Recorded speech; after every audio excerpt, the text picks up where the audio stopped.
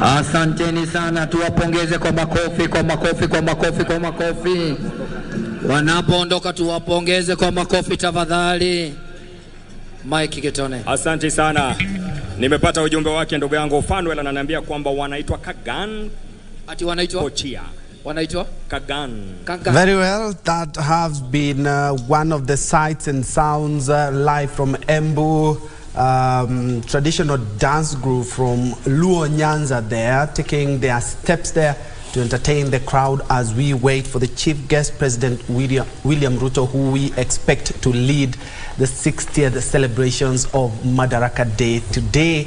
And as soon as he's there, we'll be informing you as well. But also here in studio, we are reflecting on the 60 years of independence and some of the challenges and some of also what we've been able to accomplish in that time. I have Dr. Isaac Hassan, I also have Engineer Crispus Wathimba, and also I have Nelson Sechere, who is the Executive Director of Veterans for Peace Kenya, where veterans have been also, we're expecting a lot of veterans there as well, but they are sometimes the unsung heroes. But Engineer, as we wrap up on the matter of devolution and what we expect the president, of course the finance bill is something on a lot of Kenyans' lips, but we also have a number of issues that Kenyans need addressed, and especially when it comes to the high cost of living. I would like you to touch on that. Well, I just want to touch on the fact that devolution is with us. We are not going to backtrack from that. We are not going to look behind and say, do we go back to a one government kind of administration? So now that we have devolution, we must make it better. We must take stock of the 10 years that we have had devolution. What has gone for us, what has been good for us, and what has been bad for us. That which we have been very bad for us, we expect the president to be very firm and deal with it. That which has been good for us, we want the president to build on that, so that Kenya can take full advantage of the good things that are coming out of devolution. When Kibaki took over in 2003, many people didn't believe that we would have free education, free primary education. But he went and started the program without even enough resources as a country. Very little was spoken about the fight against corruption or fight and a winning. So I hope and pray that this administration will have success stories where somebody who has been found to have stolen public resources is found culpable, is prosecuted, is punished, and those resources taken back to the public so that they can be able to help.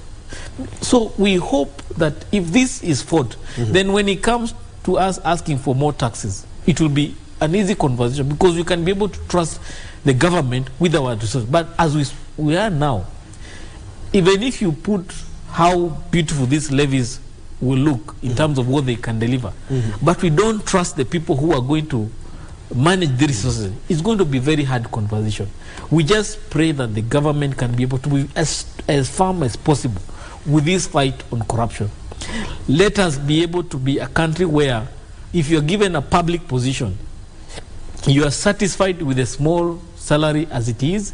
We are satisfied with the powers that you are given, and don't abuse those powers to increase your salary. Because public service does not come with a lot of perks, but it comes with a lot of power.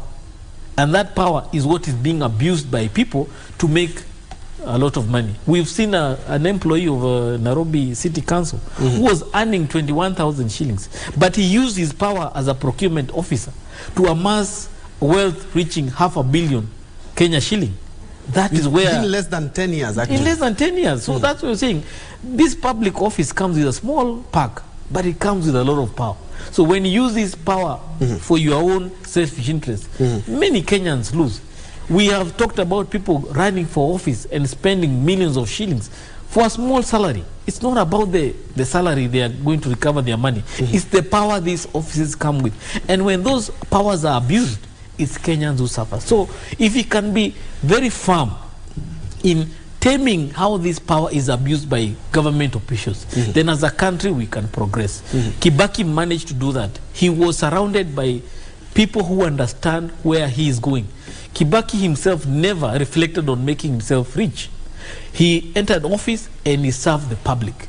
I hope the president can continue with the love he has for the country and very firm on those who are around him who are about to steal or are planning to steal.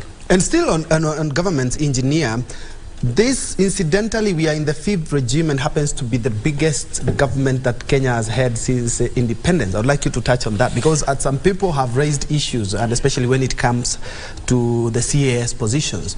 They are saying, we are not doing very well economically, but if we have a bigger government, we will also have avenues for pilferages and wastages in government as well. Well, you know, we cannot confine Dr. William Ruto to run the government in the same way Kibaki ran it, or with the way Uhuru ran it. He came up with his own plan.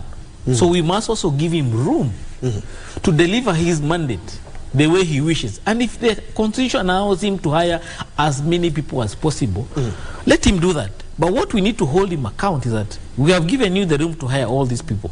What are they delivering for us? Are they able to bring a return on investment? If you look at Kibaki's administration, he went to the private sector, and private sector expertise was not cheap at that time. And he paid them very well. But what did they deliver? They delivered, at some point, a double-digit growth in the economy. When he was putting resources with these people, he was very sure these people will deliver, and they delivered. We cannot complain about Kibaki's administration.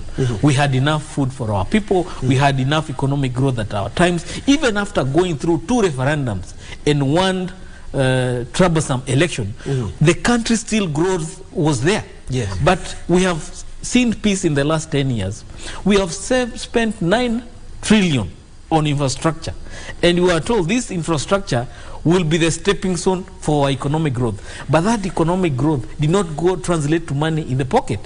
So, yes, we had a bloated government with Uhuru Kenyatta. We might have a bloated government with Ruto. But the contrast will be, probably with Ruto, he might have a bloated government, but delivering in terms of the value for money for the Kenyan people. Kibaki had a small government, but very expensive because he had to bring expertise, but he delivered for the people. So let's allow William Ruto to run his government as he wishes, so that in 5 years' time, we'll tell him, we gave you the mandate, we gave you the room to deliver as you wish, where are the results? But if we still control him and tell him you must do your government as Uhuru Kenyatta was doing, then you are not giving him the powers to deliver as the president. Let me pick from where engineer has left it, because he's saying, yes, indeed, maybe we may have a lean government, but not deliver. We might have a bloated one, but give it a chance. Nelson, looking at the government as it is, some people have talked about President William Ruto has the best opportunity to become the best president ever. Reason being, he has been in 4 regimes. He was with Moi, he was in Kibaki's government, he was deputy president for 10 years, and now he is the head of state. So he has had around 20 years of being in government in one way or the other. So he is best suited for this job. I'd like you to comment on that. Yes, I think, in my opinion, President William Ruto has the best chance to be a president that will be remembered for long. Before President William Ruto, we were remembering about Kibaki, because Kibaki made a lot of impact with very little that was there. The only setback that probably President William Ruto is going to suffer is from the surrounding of people around him. Because he's a very brilliant man from where I sit. He is very outspoken. He knows what he needs, but there are so many hindrances that comes in. And I wouldn't want him to be lured into the temptation of what other presidents have gone through from political rewarding that is now going on. I would think that from where he is now, he has nothing to lose by making drastic measures. He has no baggage with him, unlike the former president. Probably he had some people to recently with the issue of sugar. He basically made sure that all the heads dropped from top to bottom. That is what should be done in equal measure, and that is what was expected from him. He will also want to prioritize on key economic areas. For example, infrastructure. In any economic setup that is going to grow, energy is a very key drive for economic development. There has to be as many incentives towards the energy sector. If he has to promote manufacturing, then the initial stage will be to enhance the power availability to the people. And he has nothing to lose by being tough. That is what I expected from today when he's going to address the Kenyans. He should tell us, look, I'm here, you voted for me. There could be some contests here and there.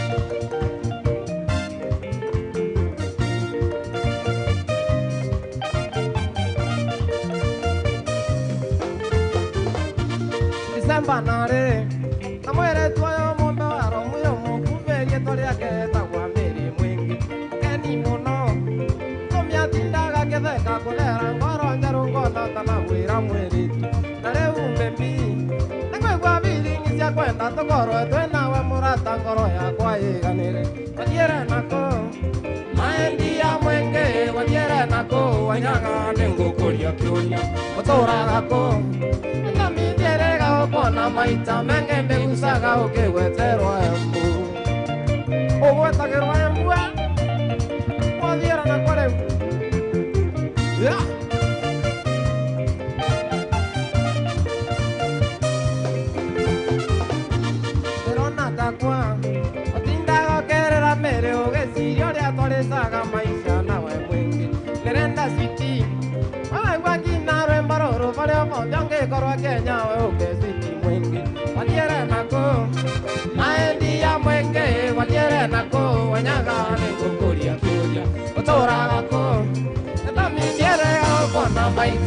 me gusta que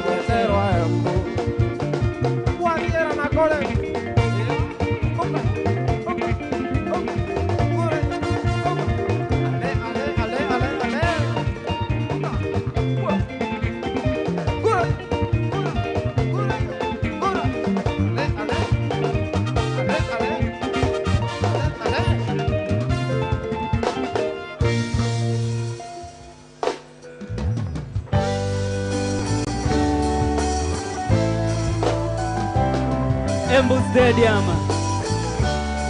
There's some reggae vibes. Oh, can't you see what you've done to me? Falling in love, I'm down on my knees. I'm shaking up like a bunch of keys. So won't you please stop the teasing and give me good love, I give you proper healing. Your body is my drug, that's why I'm dealing with you to be with me, that's my true feeling, yeah. So kuja twende paradiso, a sweet reggae na calypso. Mrembo kushinda mariro, beautiful no pimples, only dimples.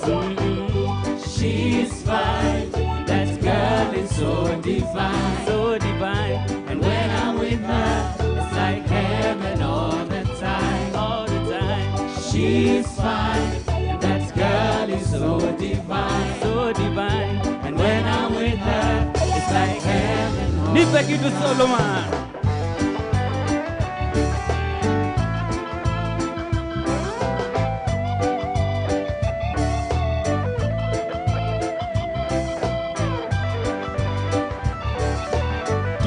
Chachia hiyo hapa. Wale wanapenda reggae. Empress. Sippy them. Why can't you see I don't come for free? You want this love, get down on your knees. The side thing, baby, I'm your queen. So put the ring on it. And just let me know. If you're tired of love, then you shouldn't let me go.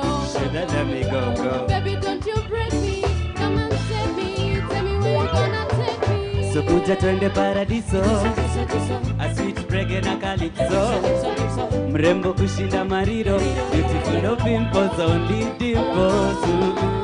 And she is fine, and that girl is so divine, so divine. And when I'm with her, it's like heaven all the time, all the time. She is fine, and that girl is so divine, so divine. And when I'm with her, it's like heaven all the time.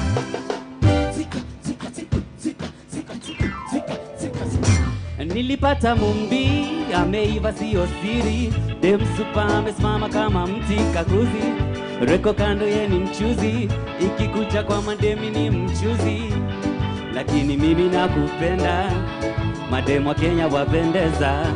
Ukikaa mbaya utateswa, lakini boss usiwe na pressure. Oh, oh, oh, give me some more. Kadem size 8 kawa DJ Mo. Ametoka namba 8 kwa Octopizo. I'll make you so kushinda El Nino. Mademu wa Kenya wanapendeza, wamenifunga kama jela. Oh, mademu wa Kenya wameweza, nitawasaka kama hela. Oh, mademu wa Kenya wanapendeza, wamenifunga kama jela. Oh, mademu wa Kenya wameweza. Basi tumkaribishe jaji mkuu na pia rais wa mahakama ya upeo, Honorable Lady Justice Martha Koome.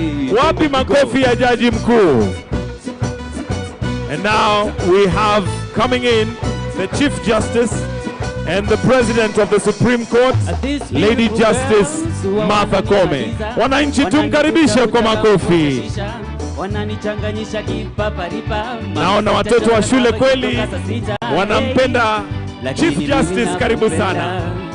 Mbeleni pia tuliwapokea Spika wa Bunge la Kitaifa Moses Wetangula na Spika wa Kiseneti Amason Kingi. Haya, sherehe ndio hiyo sasa. Kwa mapenzi mimi mfalme ki DJ Joe. Mademo Kenya wanapendeza, wamenifunga kama jela. Oh, mademo Kenya wameweza, nitawasaka kama hela. Oh, mademo Kenya wanapendeza, wamenifunga kama jela. Oh, mademo Kenya wameweza, nitawasaka kama hela. Oh, mademo Kenya, mademo Kenya, mademo Kenya, mademo Kenya, mademo Kenya, mademo Kenya. Hey, they make me go.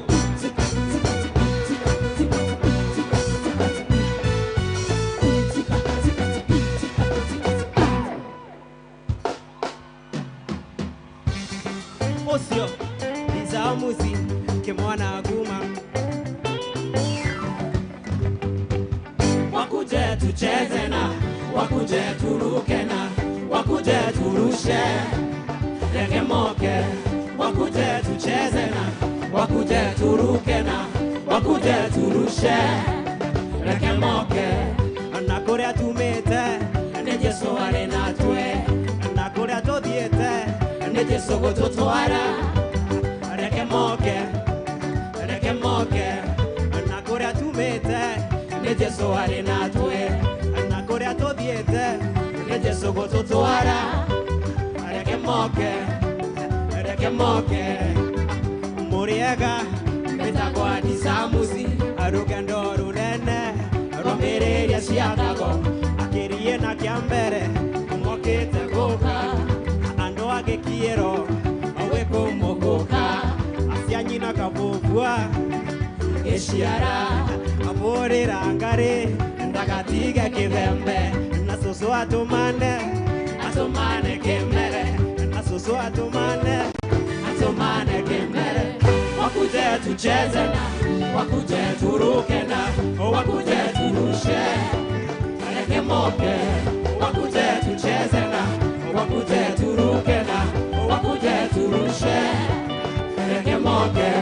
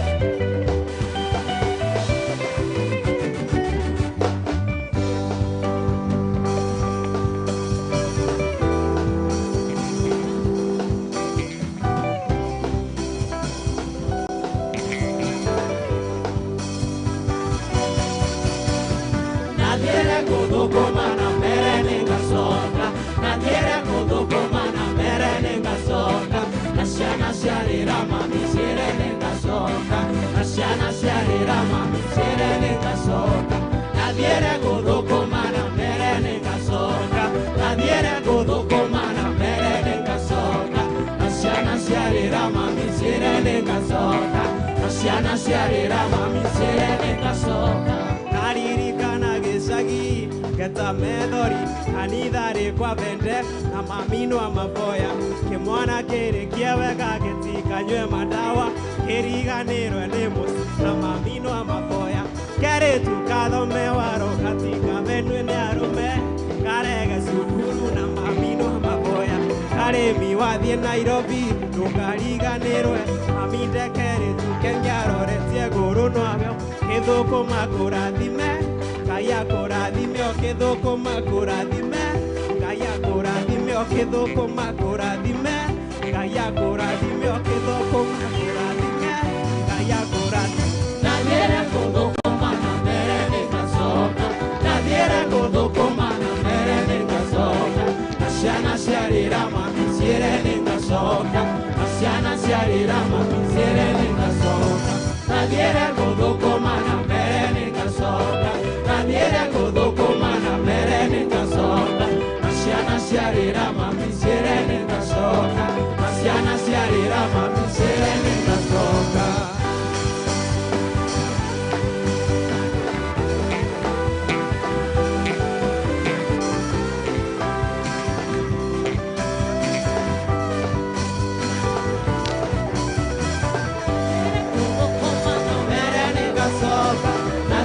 Kodoko mana mere nenga soka, asiana siarira mami siere nenga soka, asiana siarira mami siere nenga soka.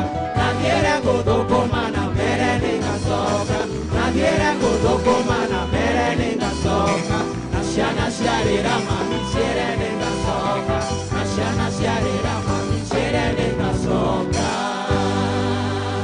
Wapi makofi ya wasanii wetu wote ambao wametutumbuiza. Tuwashukuru na makofi na shangwe na vigelegele. Asante sana. Mwenzangu Ngaruya, ningependa kuwashukuru Promise Romano ambao wametuletea burudani, Thomas Anjeru, Michael Mugo, na nimeona Dennis Kinywa ni mtoto wa hapa nyumbani na mashabiki wengi hapa. Kwanza mashabiki wake ni wengi, wacha usikie mashabiki wake. Mashabiki wa Bindulu. Asante sana. Tunafika kikomo cha sherehe yetu ya mafungulia ng'ombe. Na langu jina mfawidhi Mike Getone kutoka ofisi ya Rais. Ningependa kuwashukuru wote ambao wamepanga na wasanii wetu wote ambao wameshiriki. Mie na mwenzangu Ngaroya Junior King of Kigosho tunasema asante kwa ushirikiano wenu. Tume ya kudumu ya muziki kutoka ofisi ya rais na wote ambao wamepanga. Nasema asante sana tunapolikuja jamvi hilo na kumpisha mfawidhi mkuu Bwana Michael Gitonga aweze kuendelea. Ngaroya, waage wananchi.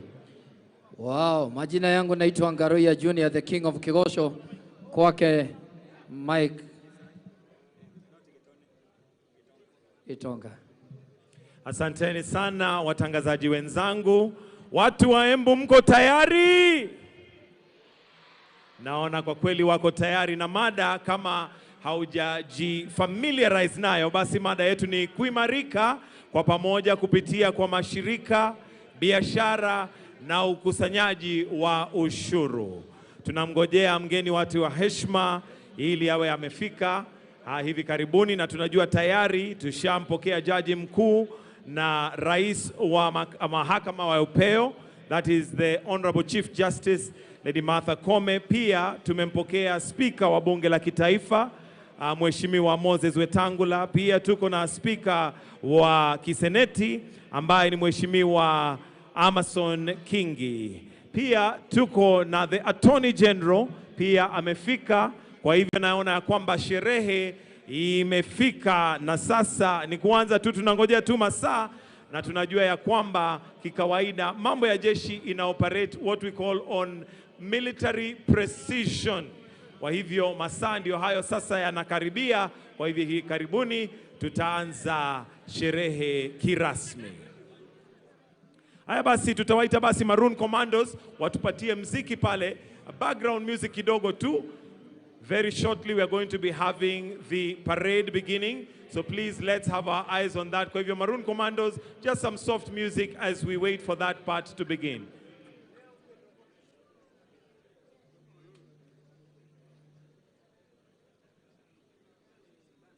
Kabla Maroon Commandos wajitayarishe, kuna video ambayo tungependa kuitazama.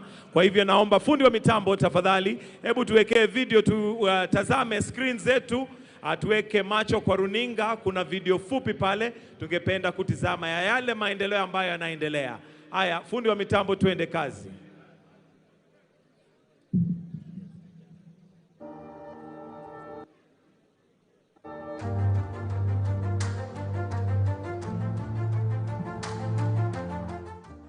Sisi katika Keyan Cooperative Society ni wafugaji.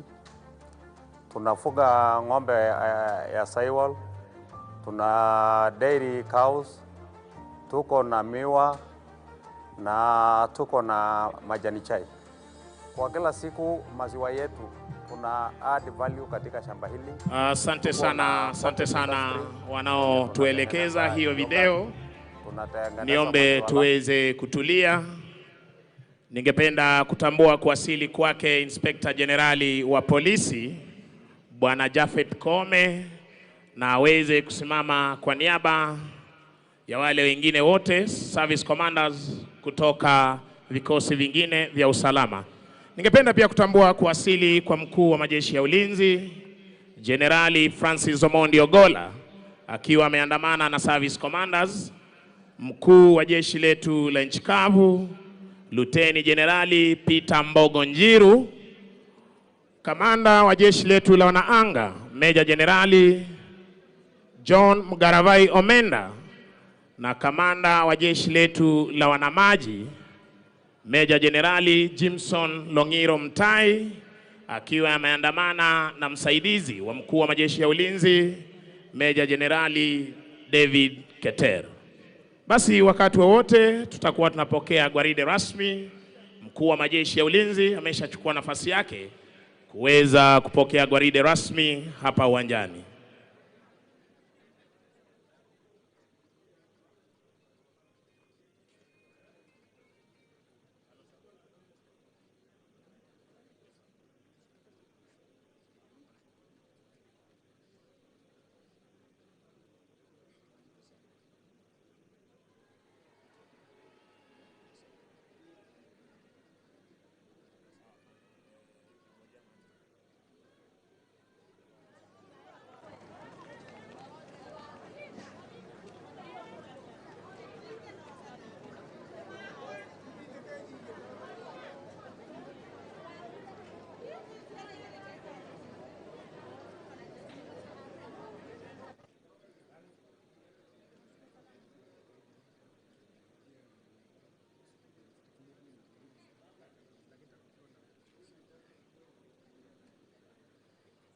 Na pia nakumbushwa waandishi wetu wa habari, tafadhali tuweze kuondoka na mtaweza kufahamishwa wakati wa kuingia uwanjani na mkuu wa itifaki.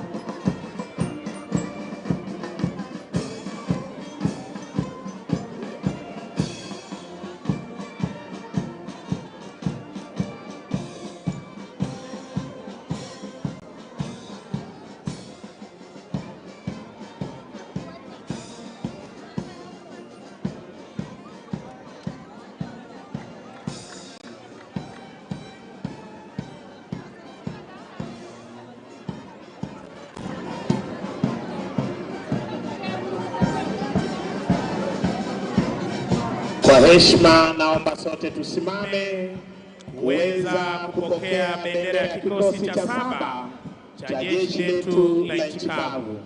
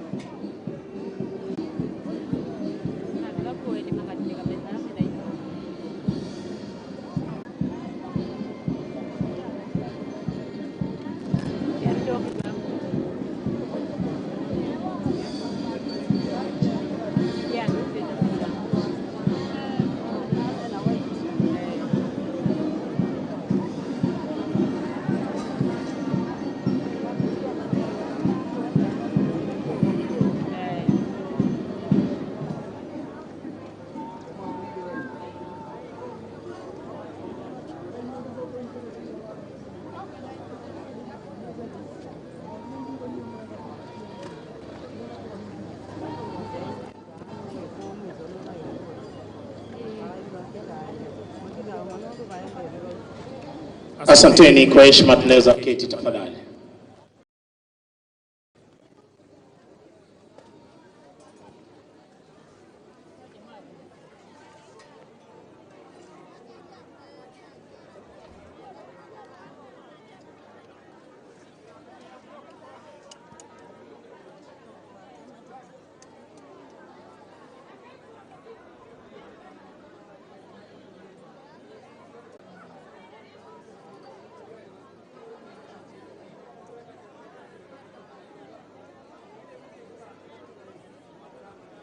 Basi wakati wa kuweza kunyosha gwaride, wakati wake parade RS kuweza kuendelea.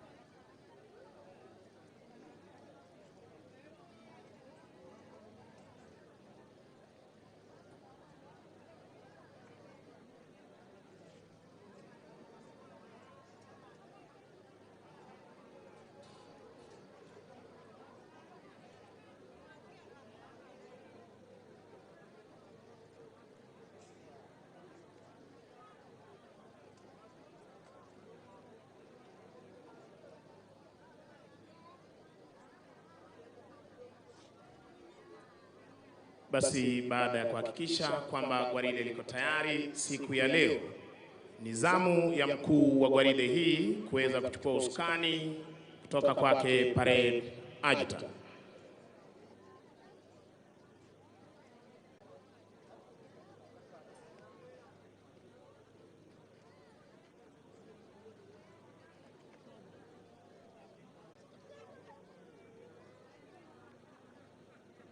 Naye baada ya kumkabidhi anaondoka kwa muda mfupi sana aliyopewa kuweza kutoka nje kabisa kujiunga na maafisa wenzake tayari kwa gwaride.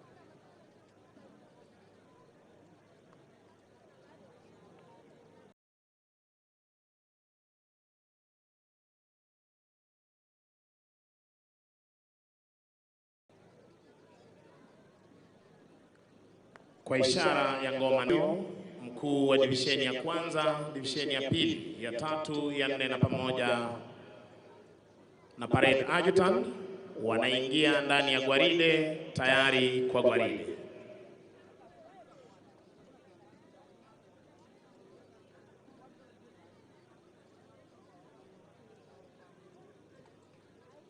Sharti pia nao kuweza kuwekwa sawa.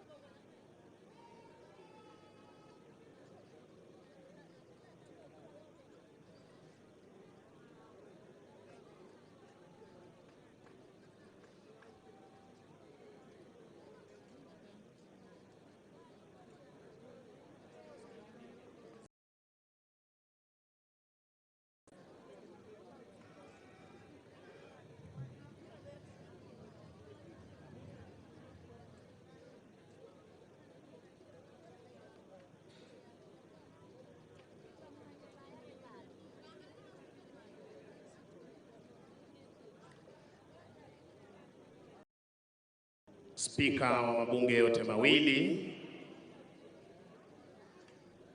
Mheshimiwa Jaji Mkuu na Rais wa Mahakama ya Upeo nchini, waheshimiwa mawaziri, katibu wa wizara mbalimbali, maafisa wa ngazi za juu wa majeshi ya ulinzi walio mamlakani kwa sherehe za Madaraka katika uwanja huu wa Moi, gatuzi nambari 14, gatuzi la Embu.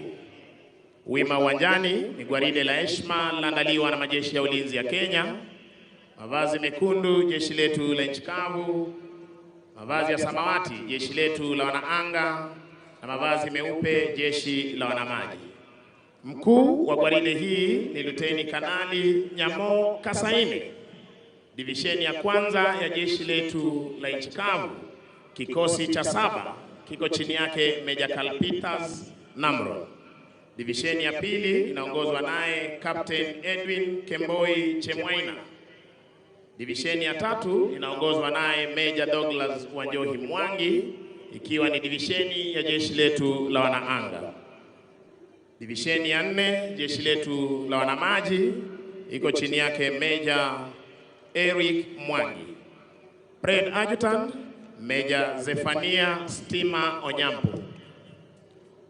Anayebeba bendera iliyo fahari ya kikosi cha 7 cha jeshi letu la nchi kavu iko chini yake Meja Kimtai Ngeno. Parade RSM Warrant Officer 1 Paul Kulsafi Lepario.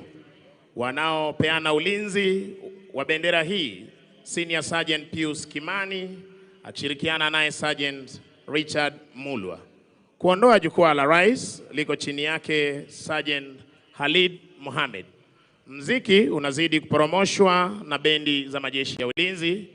Chini yake mkurugenzi mkuu wa mziki Kanali Cyrus Njagi akishirikiana naye Captain Kelvin Kibudhi Nyaga, na parapanda za kumkaribisha Mheshimiwa Rais ziko chini yake mkurugenzi wa mziki jeshi la wanaanga Captain Peter Kimeu. Senior Drum Major Warrant Officer 1 David Maina akishirikiana naye Sergeant Mutisia jeshi letu la nchi kavu, Sergeant Tony Kiplimo jeshi la wanaanga, na Senior Private Jumbi jeshi la wanamaji. Basi wananchi kupata uzima duniani kote, Kenya ni mama yangu, Kenya nchi yangu, Kenya naipenda sana, Afrika mzima duniani kote, Kenya ni mama yangu, naipenda Kenya ni nchi yangu. Naomba wananchi tushirikiane tuijenge nchi yetu, tushirikiane tuijenge miji yetu.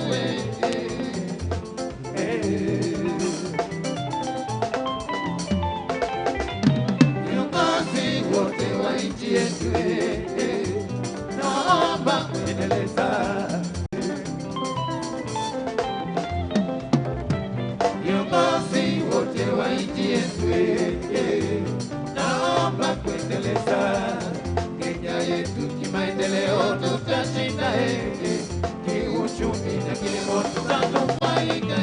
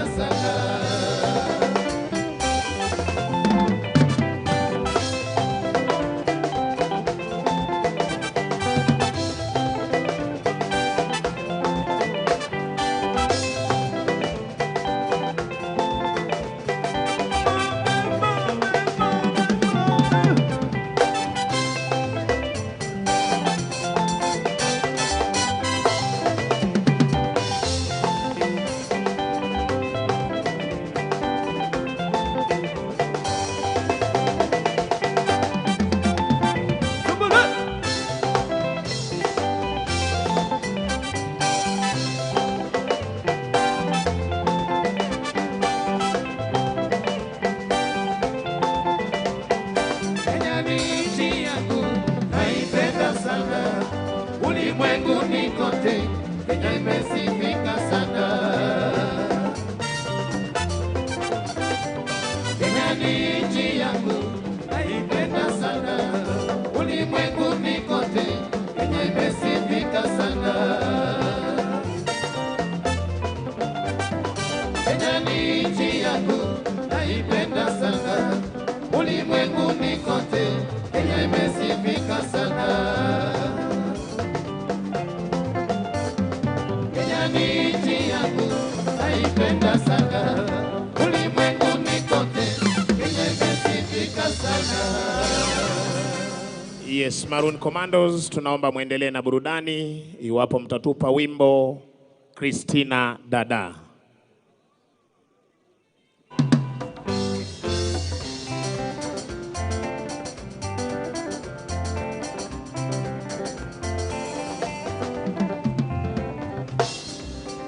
Christina Dada, uko wapi?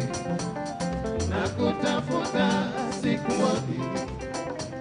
Nimejaribu sana kukutafuta, na kila nifikapo sikuoni, lakini kwa bahati umenikumbuka, kwani barua uliyoituma nimeipata.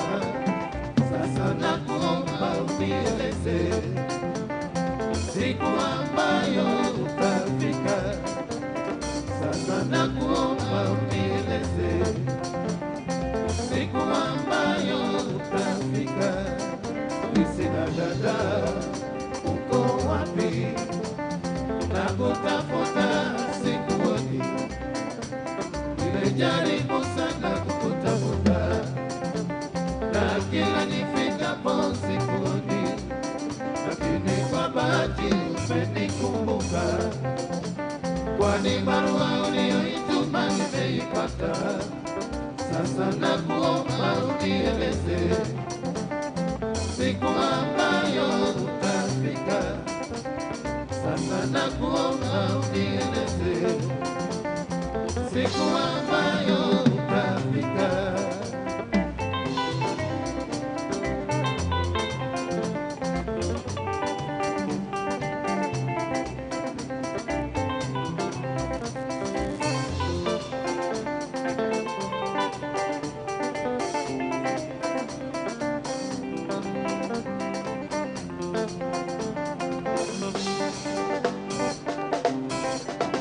Christina Dada, uko wapi? Nakutafuta sikuoni. Nimejaribu sana kukutafuta, na kila nifikapo sikuoni, lakini kwa bahati umenikumbuka, kwani barua uliyoituma nimeipata. Sasa nakuomba unieleze siku ambayo utafika. Sasa nakuomba unieleze siku ambayo utafika.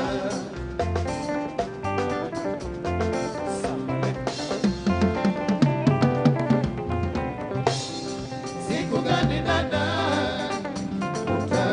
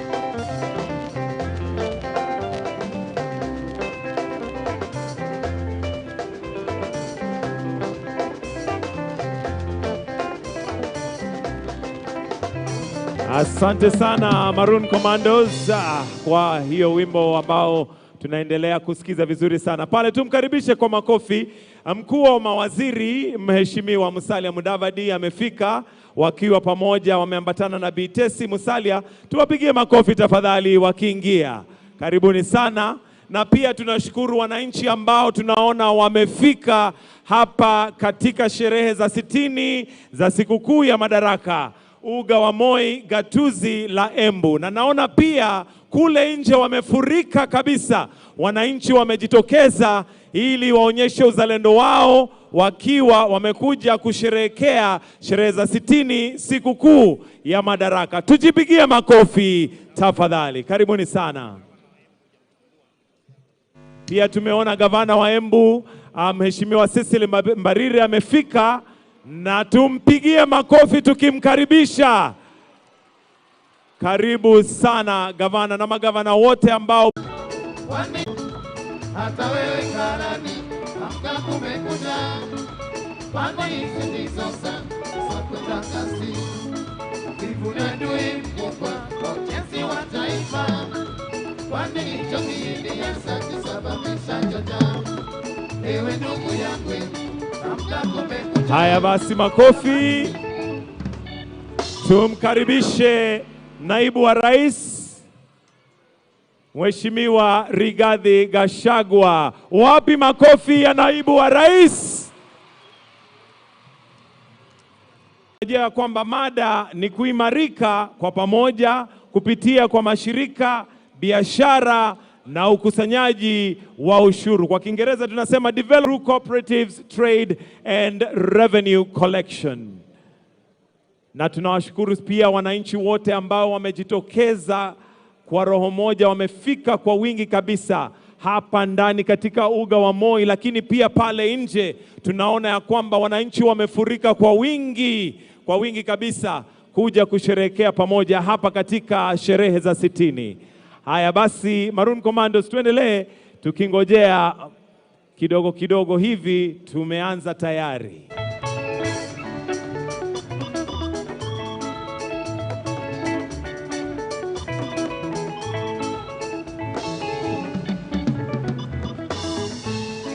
Jivunie ndui mkubwa ujenzi wa taifa kwani hicho kiini hasa kisababisha joja ewe ndugu yangu amka kumekuja kamata jembe na panga twende shamba hata wewe mwanangu amka kumekuja kwani hizi ndizo za kwenda shule hata wewe karani amka kumekuja kwani hizi ndizo za kwenda kazi.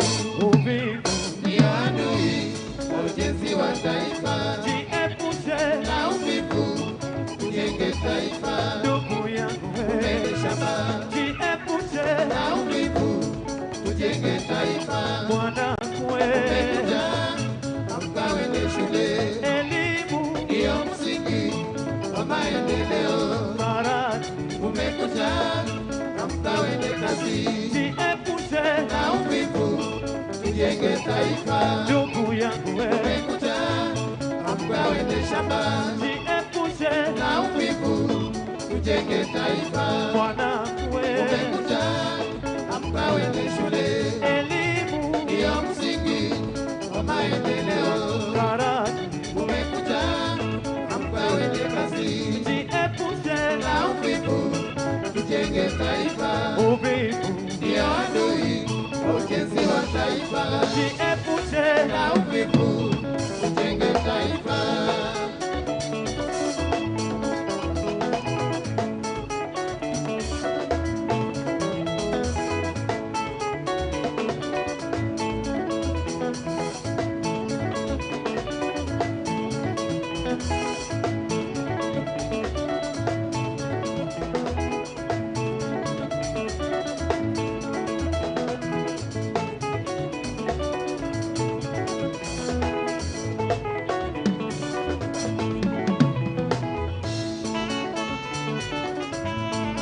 Wacha uvivu we.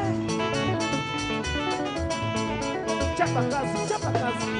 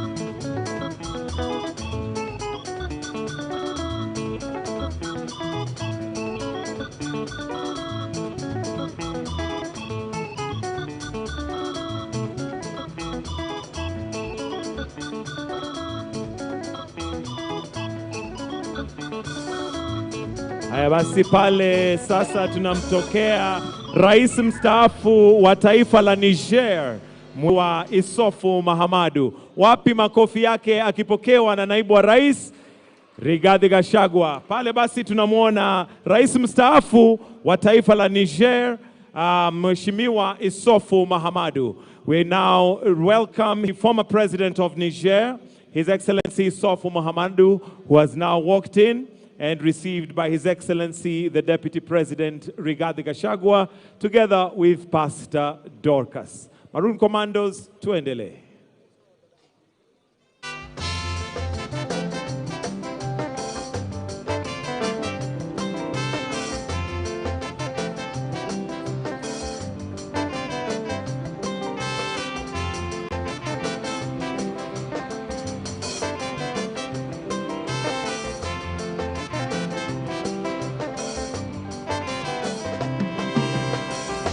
Anaingia sasa ni Mheshimiwa Rais wa Jamhuri ya Mataifa la Comoros ambaye ni Azali Assoumani.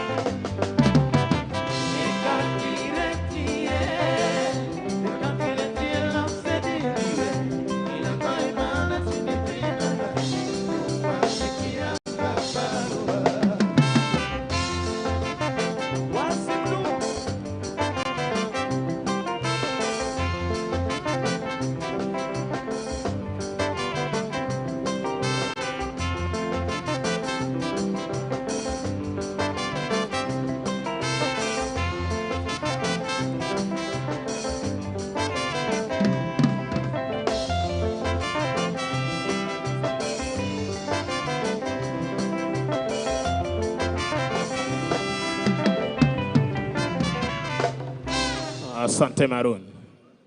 Wananchi, tumkaribishe mama wa taifa, Mama Rachel Ruto, ambaye Ndio huyo basi amefika. Watoto wa shule, wapi shangwe ya mama wa taifa? Asante sana, asante. Tubaki tukiwa tumetulia tafadhali. Tubaki tukiwa tumetulia. Thank you.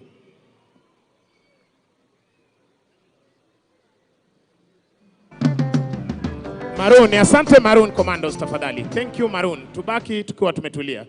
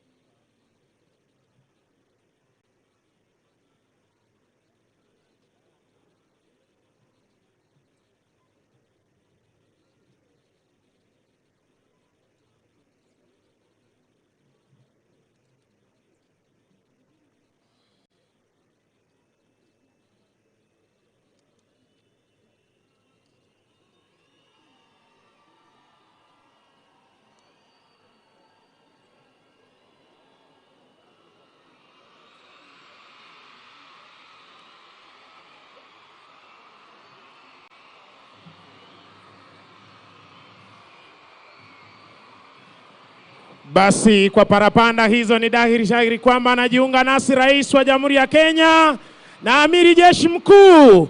Niombe kwa heshima tusimame tuweze kumkaribisha Mheshimiwa Rais hapa uwanjani.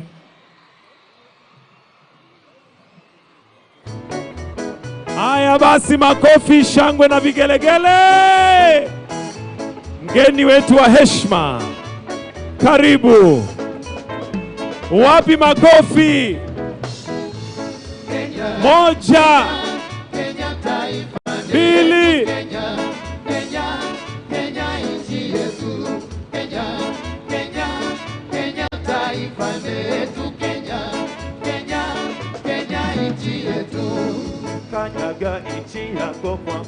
karibu sana Mheshimiwa Rais Daktari William Samoei Ruto. Wanafunzi, wapi bendera? Tuzipeperushe. Makofi. Tumkaribishe Rais. Karibu.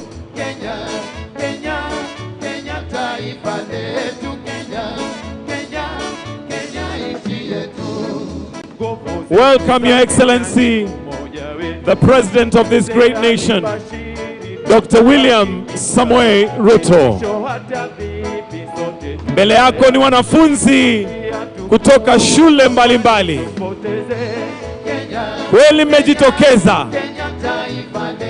Peperusha bendera wanafunzi, tumkaribishe Rais. Welcome, Your Excellency.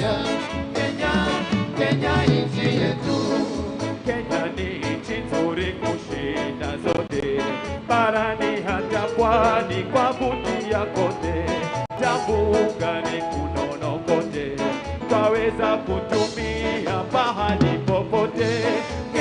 Kenya, kweli taifa letu.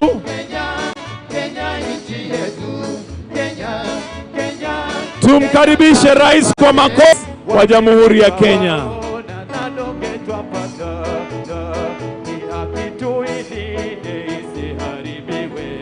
Kama uko na bendera ipeperushe kama ishara ya uzalendo wako, tukimkaribisha Rais.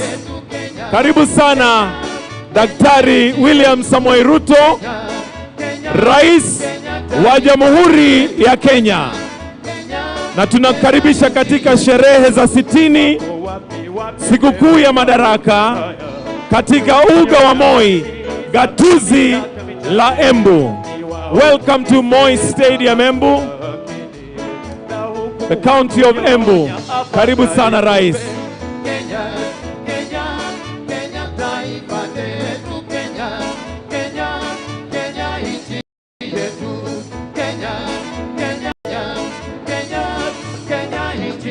Karibu.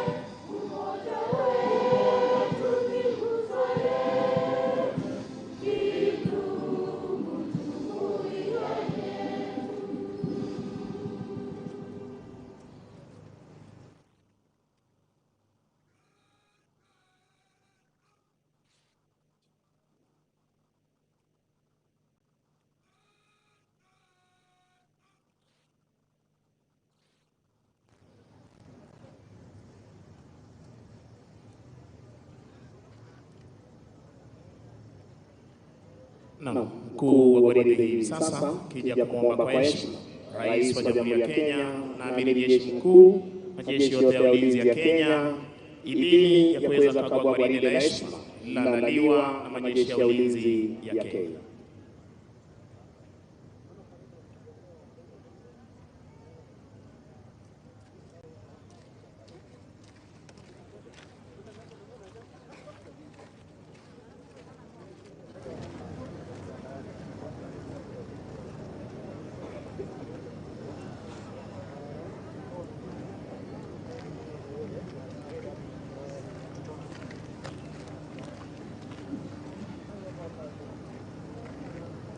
Asanteni kwa heshima, tunaweza keti tafadhali. Anayemsindikiza Rais wa Jamhuri ya Kenya ni mkuu wa majeshi ya ulinzi Jenerali Francis Omondi Ogolla.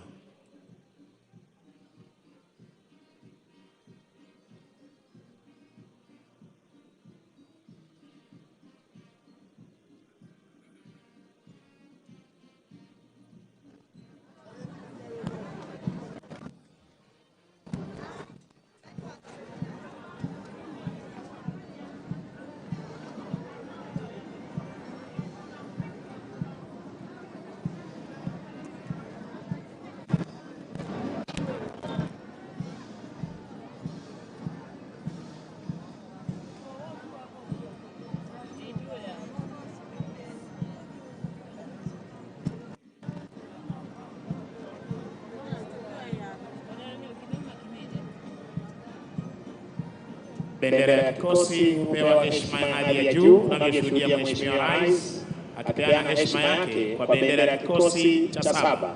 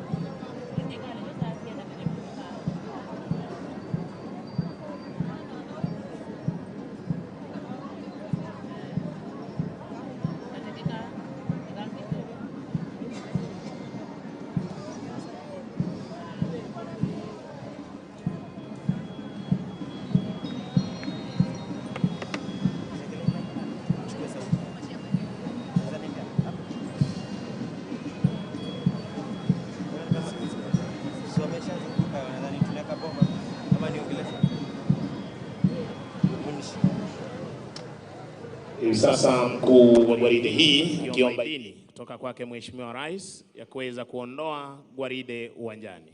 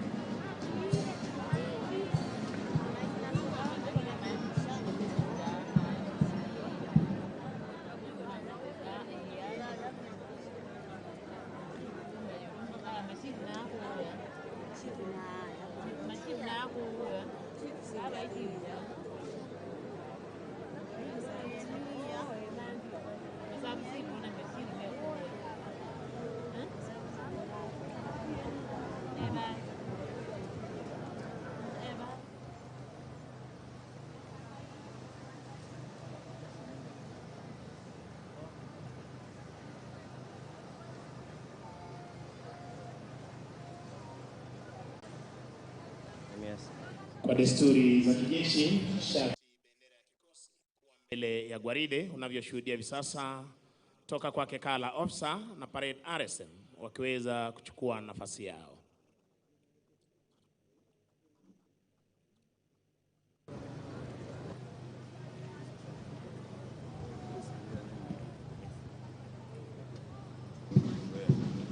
Mheshimiwa Rais, kwa amri hiyo wanajeshi hawa wanaoka hivi sasa uwanjani ili kuweza kujiunga na wenzao kuzidi kudumisha ulinzi wa taifa letu la Kenya, kuhakikisha kwamba mipaka yetu iko salama masaa 24, anga letu liko salama masaa 24, na fuo za bahari zetu ziko salama masaa 24.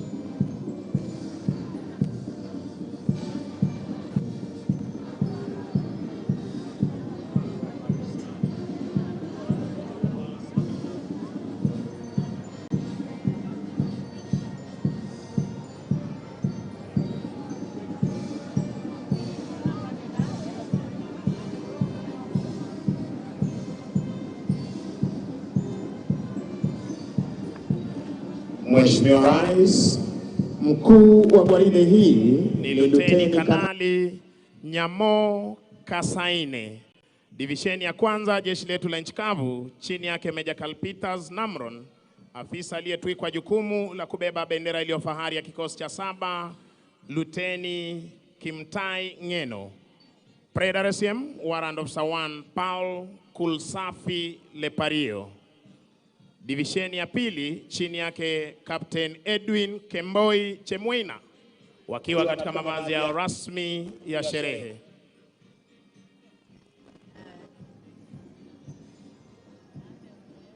Divisheni ya tatu, Mheshimiwa Rais, jeshi letu la wanaanga wakiwa katika mavazi yao rasmi ya sherehe, chini yake Major Douglas Wanjohi Mwangi. Divisheni ya 4 chini yake Meja Eric Mwangi, jeshi letu la wanamaji wakiwa katika mavazi yao rasmi ya sherehe. Parade Adjutant Meja Sefania Stima Onyampu, mweka alama jeshi letu la nchi kavu. Nitampisha mwenzangu aweze kuendelea. Mheshimiwa Rais, linafuata hivi sasa gwaride la vikosi vyetu vya usalama vikiongozwa na B Company ya kikosi cha kwanza cha jeshi letu la nchi kavu, chini yake Major Justus Kaburu Atukon. Kikundi cha kwanza kiko chini yake Luteni Hassan Said wakiwa kwenye magwanda yao mazito ya kivita. Kikundi cha pili, Mheshimiwa Rais, kiko chini yake Luteni Titus Toroitich.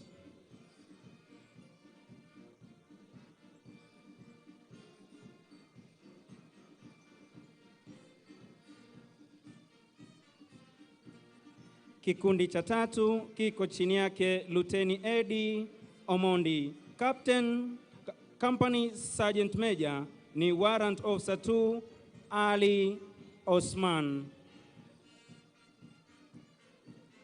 Wanafuata hivi sasa ni Kahawa Garrison wakiwa kwenye magwanda yao mepesi ya kivita, chini yake Meja Shem Isaboke. Kikundi cha kwanza kiko chini yake Luteni Festus Mwia.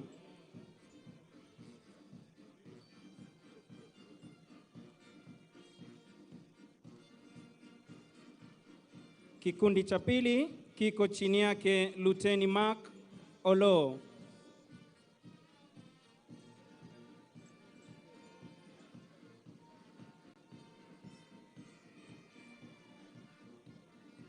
Kikundi cha tatu na cha mwisho kutufungia vikosi vya majeshi yetu ya ulinzi ama jeshi letu la nchi kavu kiko chini yake Luteni Lydia Chepkulul.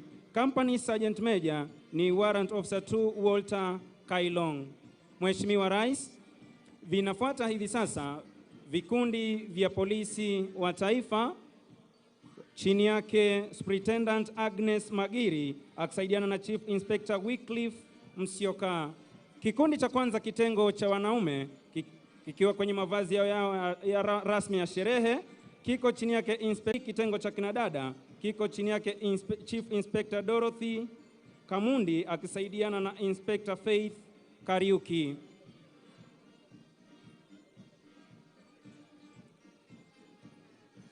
Vinafuata hivi sasa vikundi vya GSU chini yake Chief Inspector Flavian Nzili akisaidiana na Inspector Prosper Meliari. Kikundi cha kwanza wakiwa kwenye mavazi ya sherehe. Kikundi cha pili cha GSU kinafahamika kama Reke Combat wakiwa kwenye mavazi yao rasmi ya kikazi chini yake Inspector Isaac CTNA.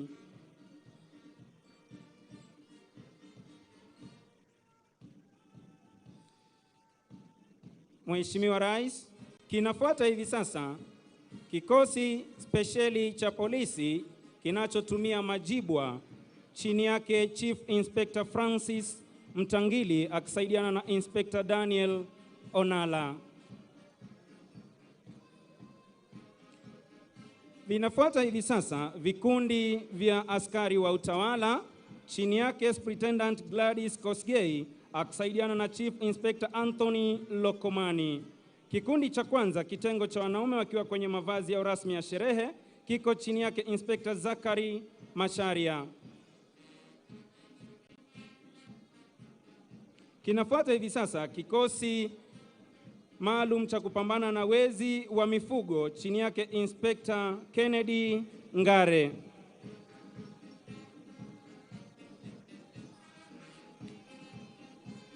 Kinafuata hivi sasa kikosi cha Rapid Deployment Unit chini yake Inspector David Maina.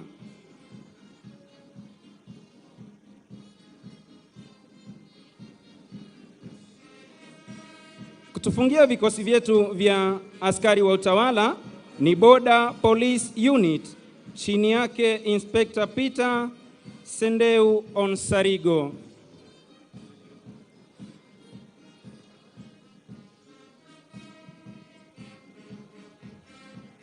Mheshimiwa Rais, kinafuata hivi sasa kikosi cha Kenya Coast Guard chini yake Luteni Lawrence Mwenda.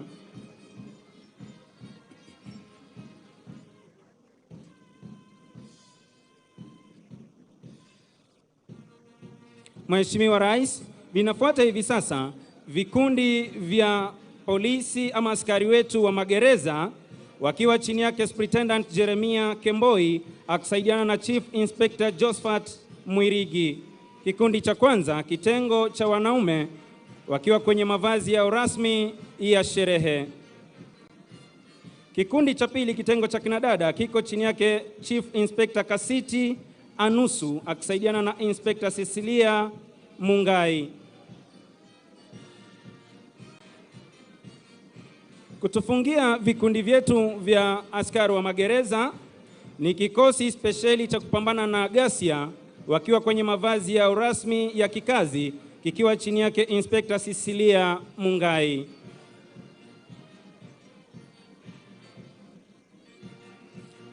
Kinafuata hivi sasa kikosi kinachochunga mbuga zetu za wanyama kikiwa chini yake Warden Officer 2 Didacus Omune akisaidiana na Assistant Warden 2 Michael Karithi.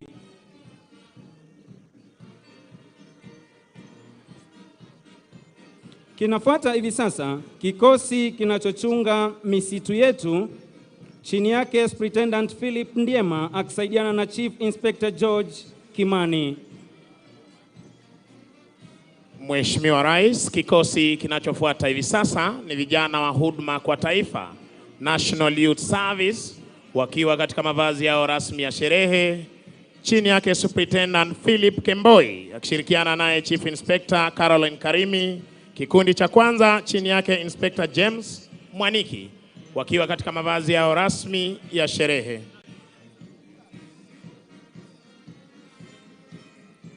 Kitengo cha kinadada wakiwa katika mavazi yao rasmi ya sherehe, chini yake Chief Inspector Mary Onino. Kikosi hicho hicho Mheshimiwa Rais wakiwa katika magwanda yao mazito ya kikazi, chini yake Inspector Paul Owino. Mheshimiwa Rais, vijana hawa huduma kwa taifa wakizidi kuzingatia maelezo yako na hali kadhalika ruwaza yako ya kuweza kuhakikisha kwamba wanazalisha chakula cha kutosha ili tuweze kujikimu kama taifa, ulivyoshuhudia kule hata hivi majuzi na kambi yao ya Taribo. Kitengo cha kinadada chini yake Inspector Lilian Makena.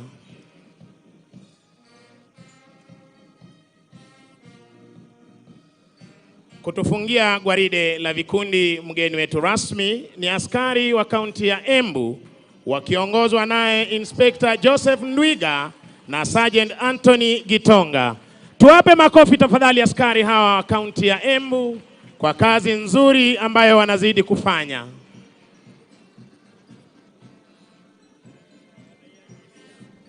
Mheshimiwa Rais, nizamu ya bendi za majeshi ya ulinzi kuweza kuondoka hivi sasa uwanjani baada ya kutekeleza wajibu wao siku hii ya leo, sherehe za 60 za Madaraka. Uwanja wa Moi, gatuzi nambari 14 hapa Embu.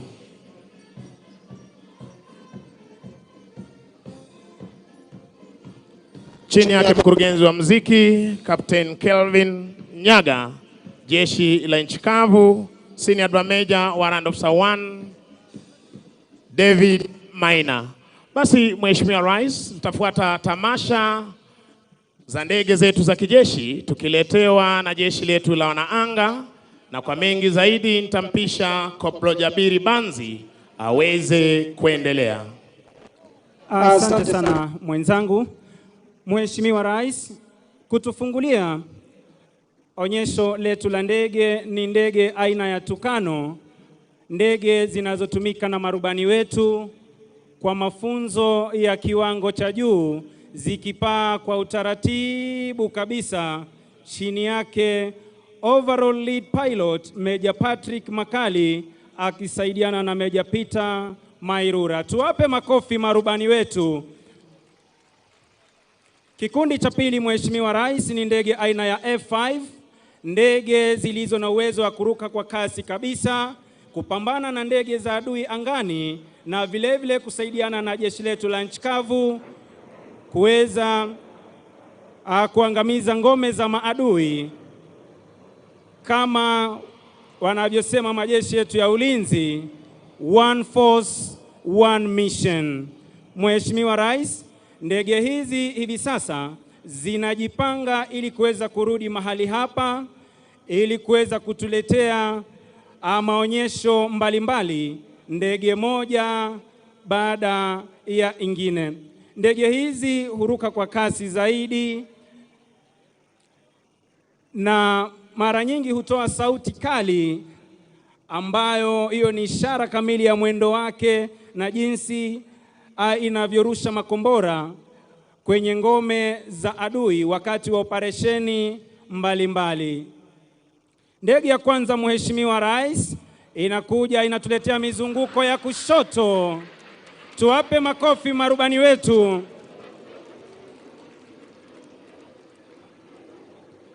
Ndege ya pili Mheshimiwa Rais aina F5 inapaa angani inatuletea mizunguko ya kushoto. Tuwape makofi marubani wetu. Ndege ya tatu Mheshimiwa Rais inapaa juu kabisa na kutuletea mizunguko vile ya kushoto, ukiwa ni ujuzi wa marubani wetu wa kivita. Ndege ya nne Mheshimiwa Rais inapaa angani kabisa, vile inazunguka mizunguko ya kushoto kwa umaridadi kabisa.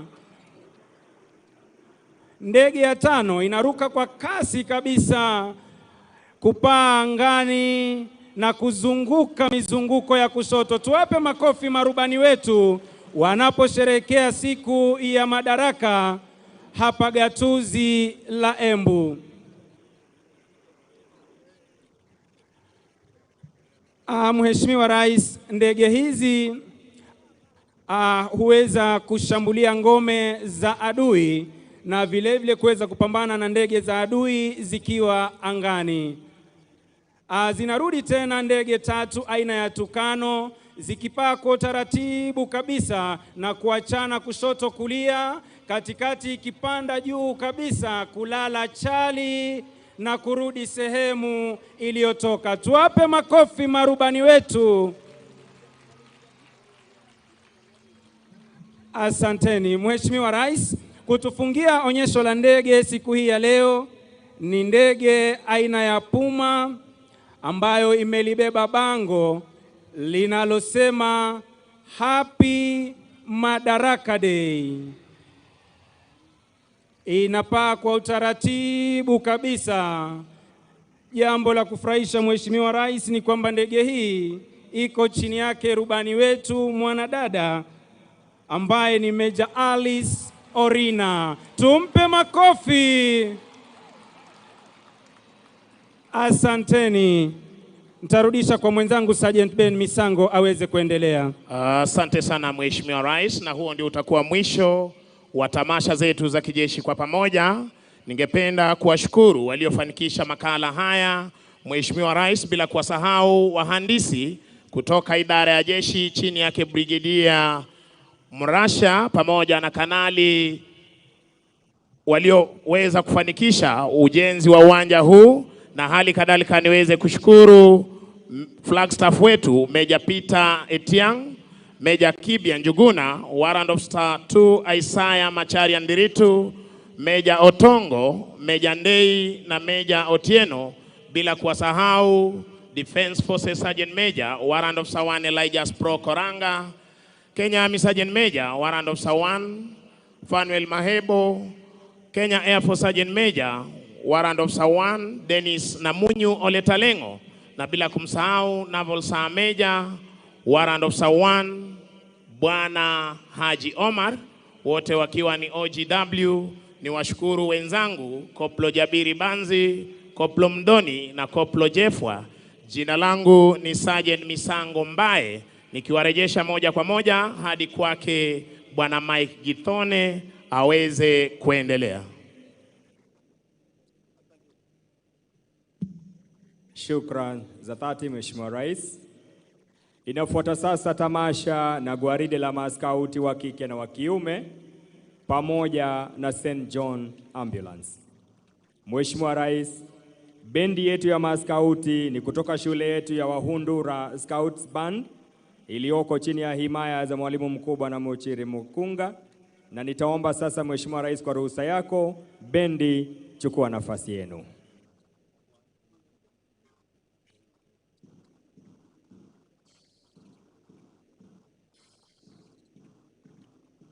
Ni bendi iliyobuniwa mwaka wa 1965 kwa minajili ya kuwafunza wanafunzi wetu masuala ya muziki. Bendi yetu kutoka shule ya Wahundura katika jimbo letu la Embu.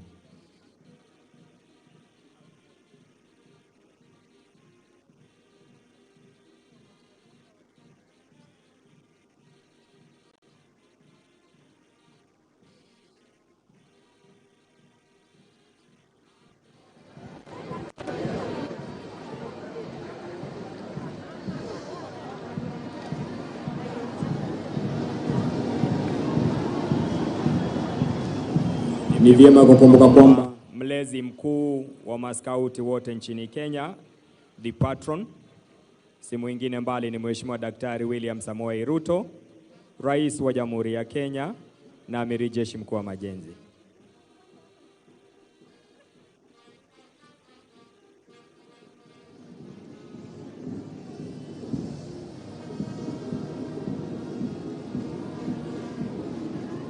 Wakiongozwa na bendi yetu ya Wahundura Scouts Band chini ya Mass Master Carol Mwangi wanaingia uwanjani sasa.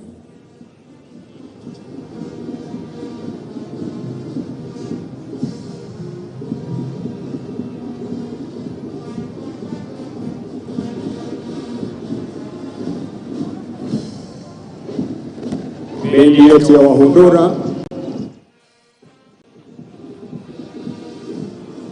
wakisema kongoi Jehova.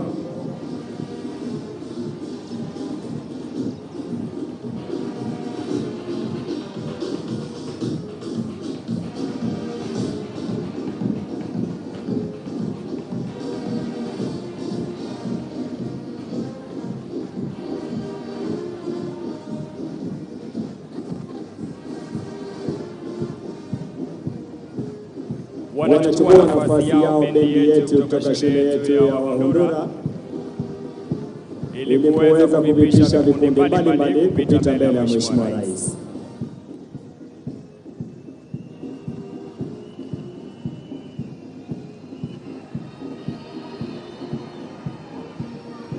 Wanaopita hivi sasa mbele ya Mheshimiwa Rais ni watoto wetu wadogo wanaojulikana kama sungura. Tuwapigie sungura hawa makofi,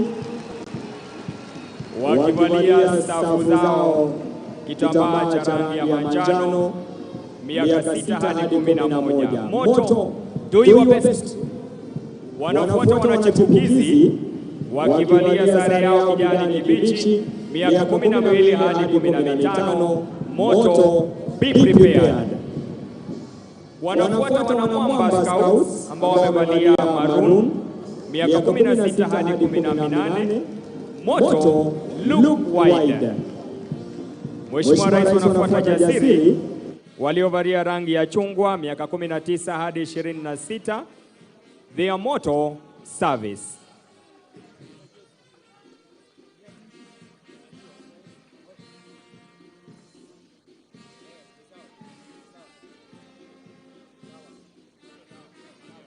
Baada ya safu ya the Kenya Scouts, watafuata ni the Kenya Girl Guides.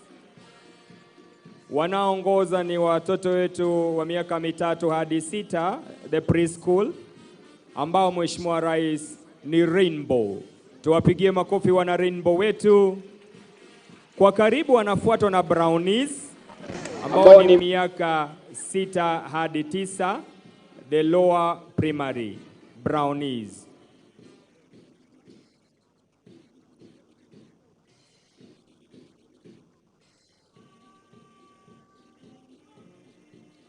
Mheshimiwa Rais, baada ya Brownies wanafuata the Girl Guides ambao ni miaka 10 hadi 14, wakivalia sare zao kitambaa cha rangi ya blue.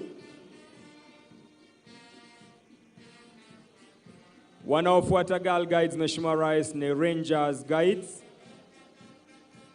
kati ya miaka 14 na miaka 18, wakiwa katika shule zetu za upili, wakivalia navy blue skirts na white shirt. Mheshimiwa Rais.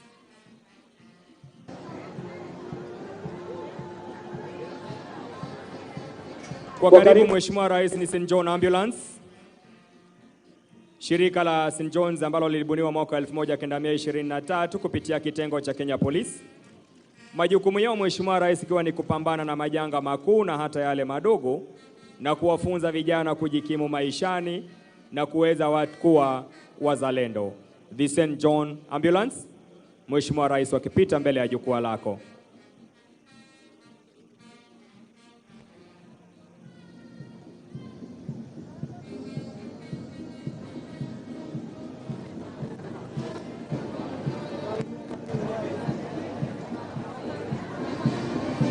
Ni vyema kukumbuka kwamba St. John Ambulance wanawasajili walioko shuleni na hata wale wamemaliza shule.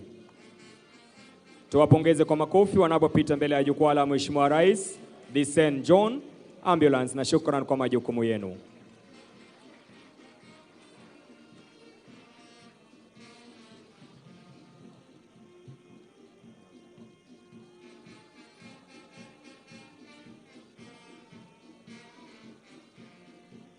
Dolphins ambao ni watoto wetu wanapita mbele ya Mheshimiwa Rais, the Harvard Junior School.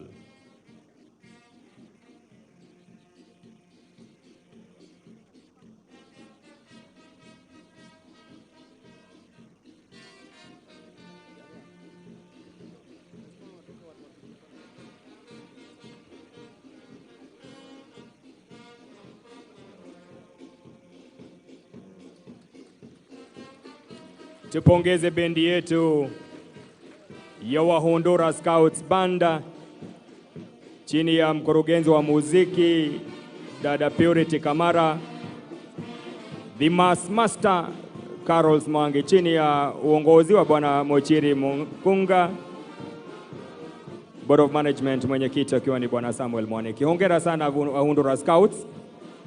Tuwapongeze tena mabibi na mabwana wana skauti wetu wanaporikuja jamvi hilo la tamasha yetu ya siku ya leo.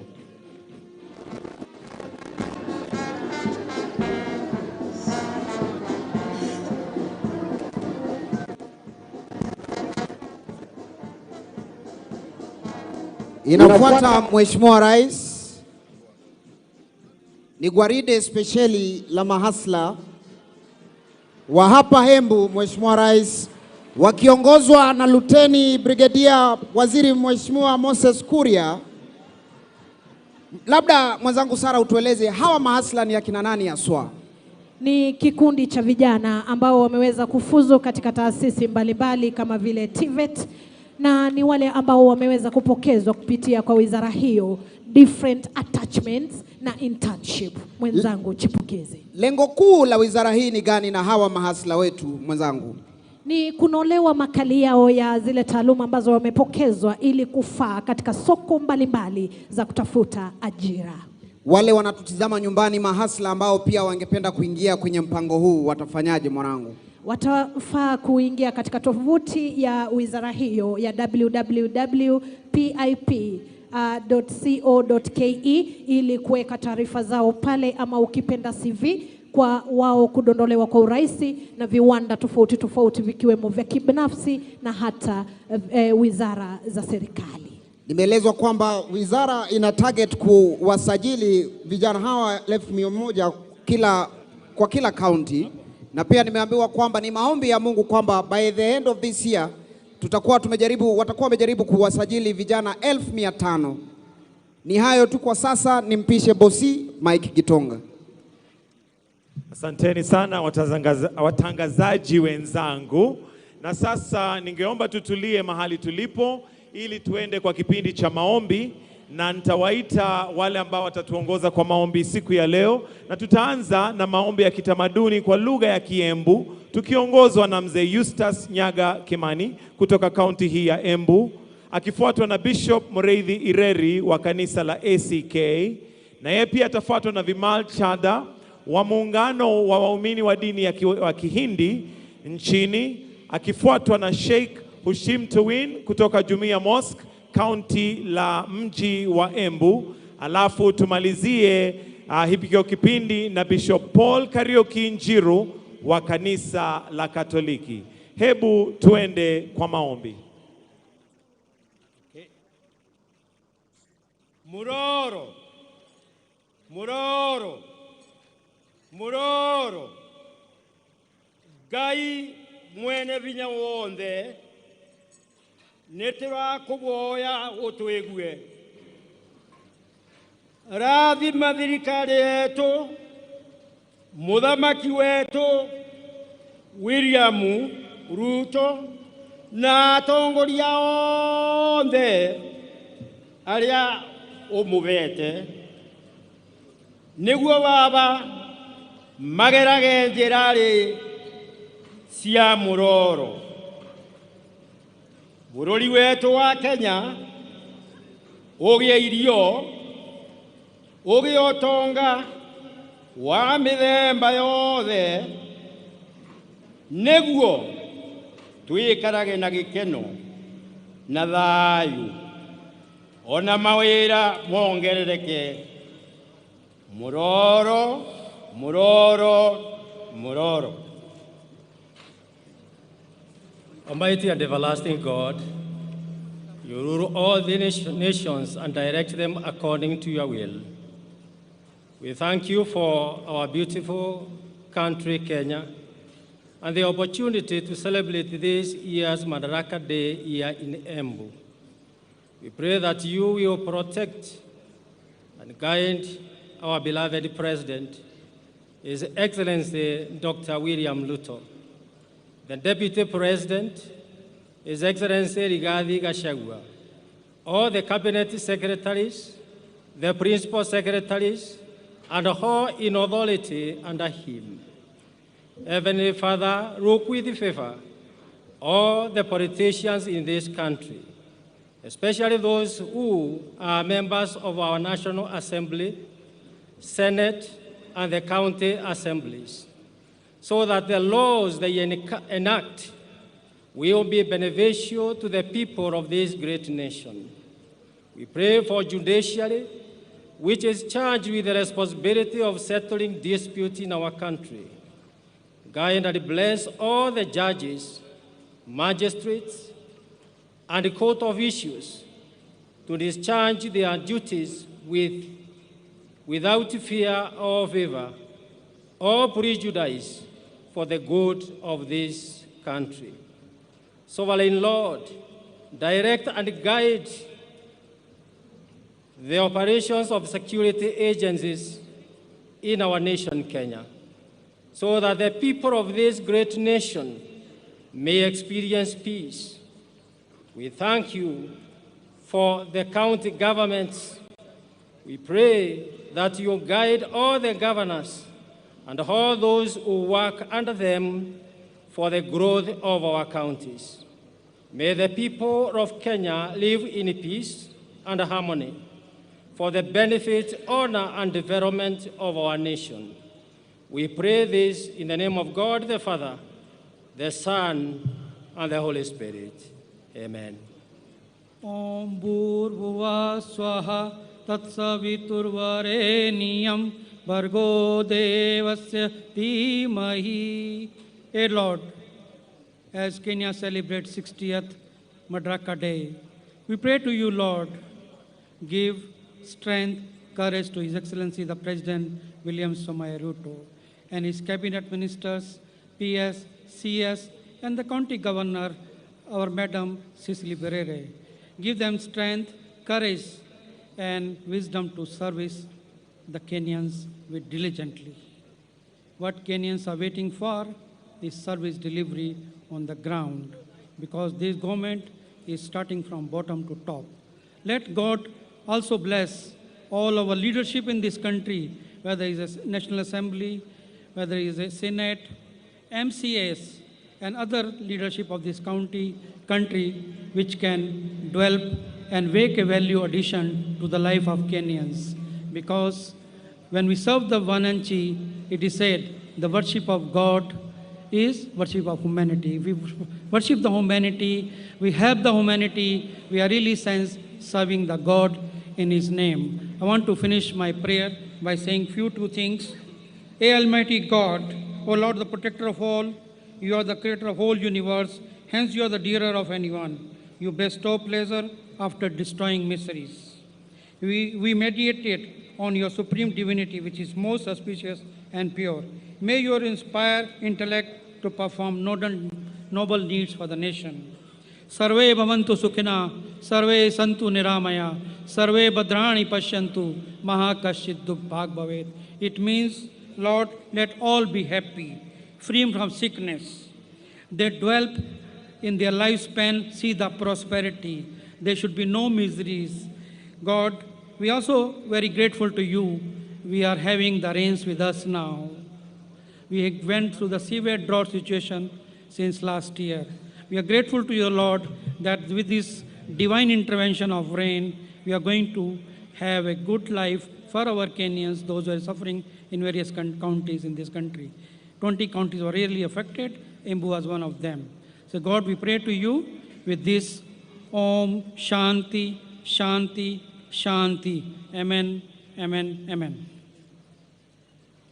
Kwa jina la Mwenyezi Mungu, mwingi wa rehema, mwenye kurehemu, tunakuomba Mwenyezi Mungu kheri na baraka, amani na usalama katika siku yetu hii ya leo, na tunajilinda na shari ya siku hii ya leo. Sifa njema zote ni za Mwenyezi Mungu, Mola mlezi wa viumbe vyote. Ni wake ufalme wa mbingu na ardhi na vilivyomo ndani yake, naye ni muweza wa kila kitu. Dhamana ya maisha yetu iko mikononi mwake Mwenyezi Mungu. Tunakuomba Mwenyezi Mungu kwa huruma yako utufanyie usahali, uwepesi wa maisha na lidumishe taifa letu katika amani na usalama.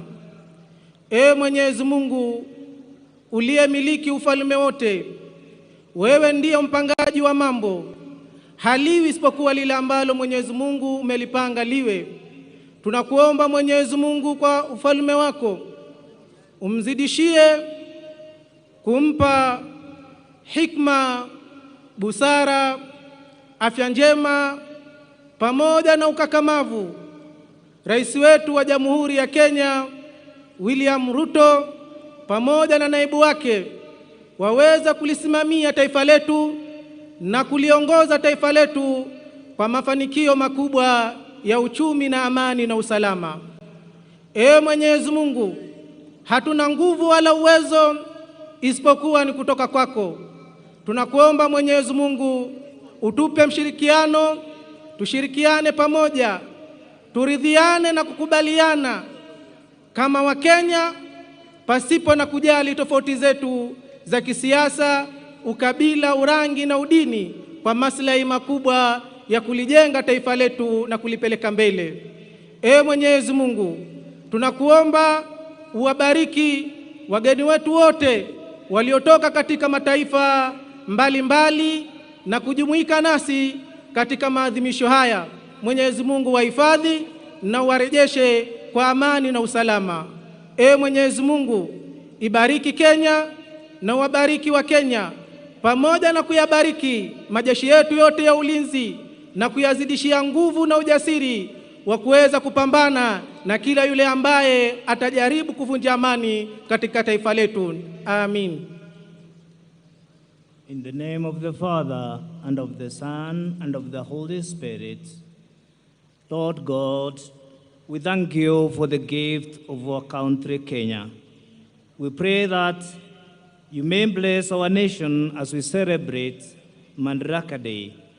We humbly ask you to protect our country from any evil, any enemy, or any division. Grant us peace, unity, and justice. We pray for our fellow Kenyans who fought for the freedom of our country. Grant eternal rest to those who have gone before us. We pray for our President, His Excellency Honorable William Samoei Ruto. Continue to give him wisdom, health of mind, body, and soul, in order that he may continue to govern this country in humility, in love and understanding, in accordance to your holy will. Bless his family abundantly. We pray for our Deputy President, His Excellency Honorable Rigathi Gachagua. Bless him and all the leaders and grant them wisdom and grace. We thank you, Lord, for the gift of the rains in many parts of our country. Grant us good harvest and make us generous and wise stewards of good things that you give unto us. Lord God, continue to bless all Kenyans, and with the help of your grace and providence, help us to fully support our nation to develop and grow. We make our prayer through Christ our Lord. Amen. Asanteni sana kwa maombi. Mheshimiwa Daktari William Samoei Ruto, Rais wa Jamhuri ya Kenya na Amiri Jeshi Mkuu wa Majeshi ya Ulinzi, Mheshimiwa Mama wa Taifa, Mama Rachel Ruto, Your Excellency Azali Assoumani, President of the Republic of Comoros, the former President of Niger, Your Excellency Issoufou Mahamadou, Naibu wa Rais Mheshimiwa Rigathi Gachagua na Pastor Dorcas Rigathi, Mkuu wa Mawaziri Mheshimiwa Musalia Mudavadi na Tesi Musalia, Spika wa Bunge la Kitaifa Mheshimiwa Moses Wetangula, Spika wa Bunge la Seneti Mheshimiwa Amason Kingi, Jaji Mkuu Martha Koome, Mwenyekiti wa Baraza la Magavana na magavana wote mliofika, Gavana wa kaunti hii Mheshimiwa Cecily Mbarire, viongozi wote wa kitaifa na mashinani mabibi na mabwana, kwa niaba ya kamati ya andalizi ya sherehe hii ya 60 ya sikukuu ya Madaraka, Mheshimiwa Rais, naomba unikubalie tuwaandalie kipindi cha burudani. Nitawaalika wenzangu Sara Mauti na Vincent Mutua almaarufu Chipukizi watuongoze katika kipindi hicho. Sasa Chipu, hebu itakuwaje? Asante bosi. Mheshimiwa Rais, wageni wetu na watu wote wa Embu, itakuwaje? Ishakuwa. Karibu sana Mheshimiwa Rais katika kipindi hichi cha burudani ambacho kitafunguliwa na wanafunzi 1500 wa shule za msingi za kaunti hii ya Embu. Wanafunzi hawa Mheshimiwa Rais wataenda kutuimbia na kuunda miundo mbalimbali ikiwemo ramani ya taifa letu tulipendalo. Sijui dadangu Sara, unafahamu baadhi ya hizi shule? Nimeona kwaya ya Embu College. Na kwaya ya Embu College ni mojawapo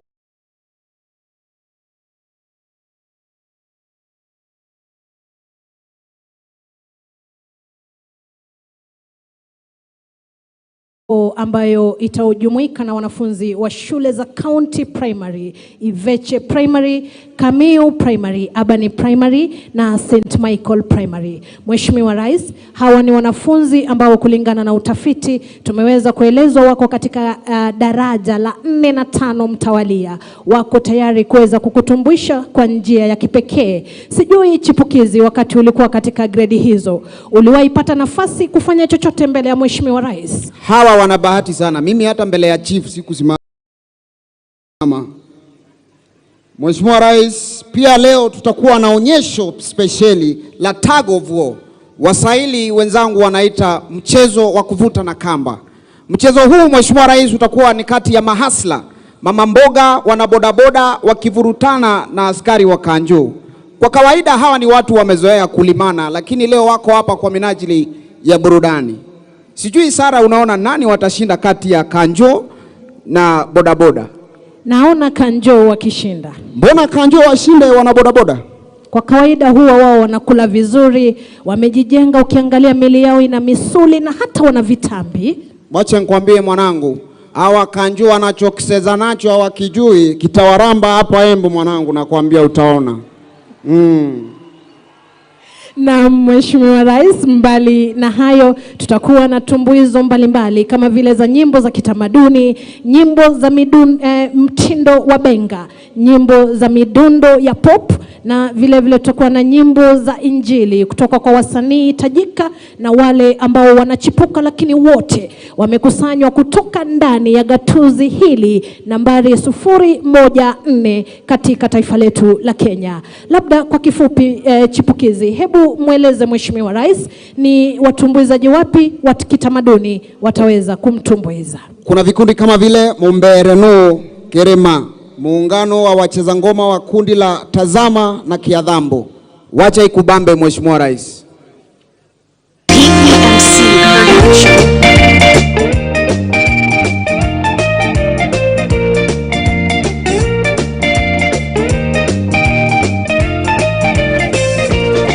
Umoja wetu wa kitaifa ndio nguzo ya nchi yetu.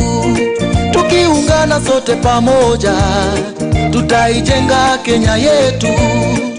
Kwa amani na upendo, tuendeleze utu wetu.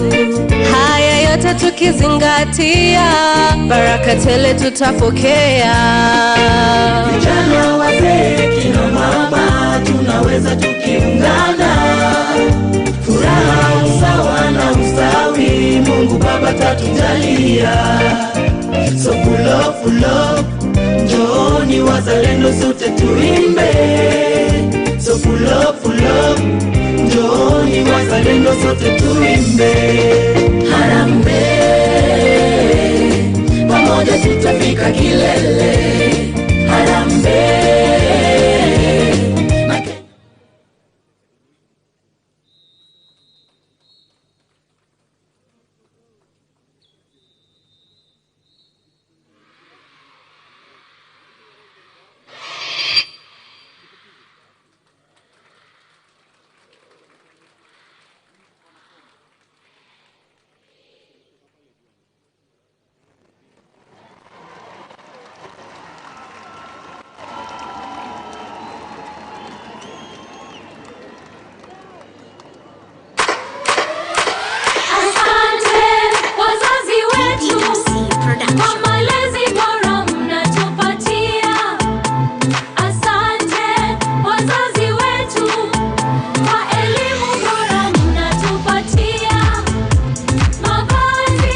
wetu.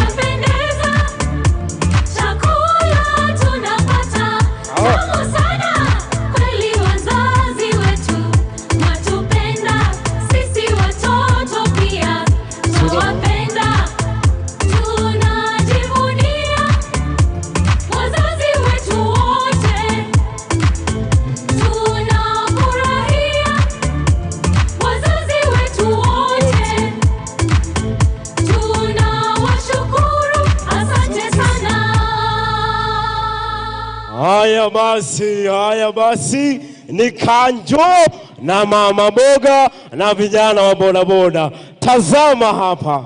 1 2 3. Main position.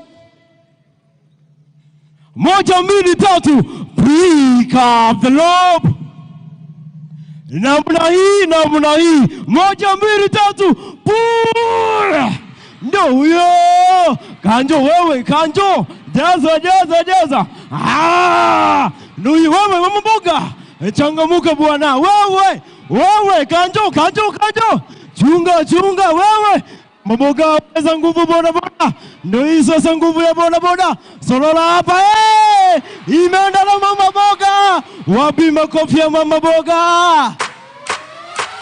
Asante wazazi wetu kwa malezi bora mnatupatia. Asante wazazi wetu kwa elimu bora mnatupatia. Mavazi yetu yapendeza, chakula tunapata tamu sana. Kweli wazazi wetu watupenda, sisi watoto pia twawapenda. Tunajivunia wazazi wetu wote, tunafurahia wazazi wetu wote, tunawashukuru, asante sana.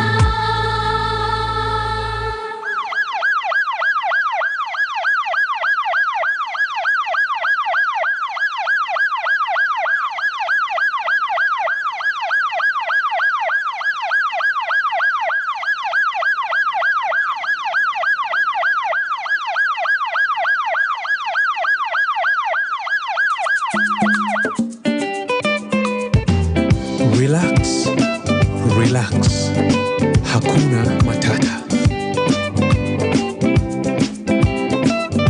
PPMC Production. Wemsalado wewe, leo ni siku ya furaha. Tulipotoka ni mbali sana na tumefika. Sote tuimbe, tucheze Kristi, sote turuke. Sote tuimbe, tucheze Kristi, sote turuke.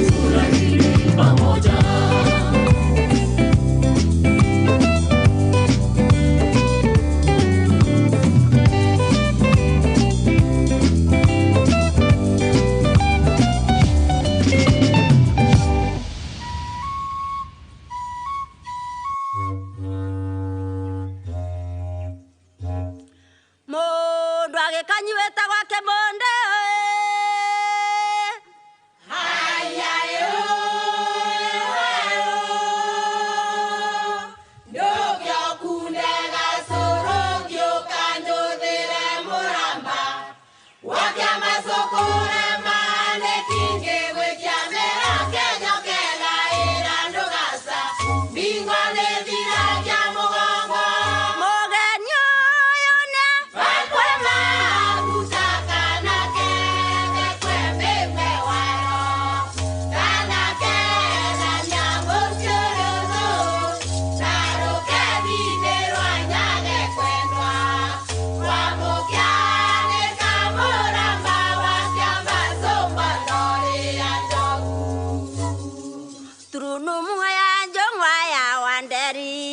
Ngukathiengena kuria wisiki na ndunese mucio ria gukagurwa kuria ukarivagwa na ivoko ithembe irarutiwe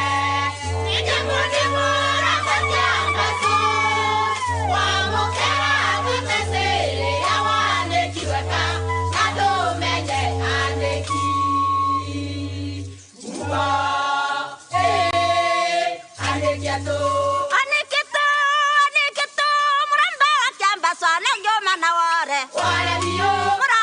Wasamaso. Wore. Manejo. Obe. Yake munde. Iketo. Neketo. Nakada ndiaka bio teuga de kere. Kere bio. Seka. Seitumbe. Abaita ngare. Wore. Kare kwa romangare. Wore. Manane gachingare. Wore. Nyara mukatu kwa.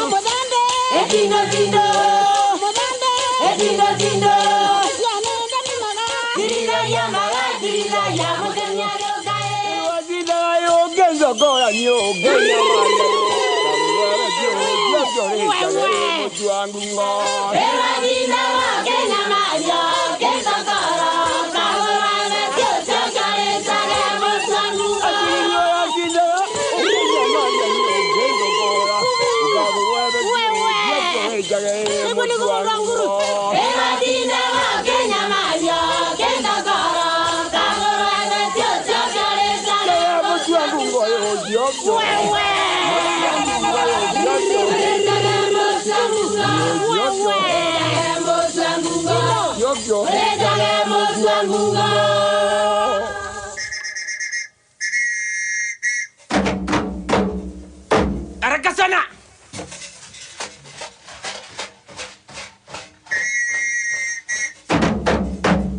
Sigi, ganyo sigi, ganyo ya sako vetie, ka sigi, ganyo ya sako vetie. Glorie, tienes que glorie.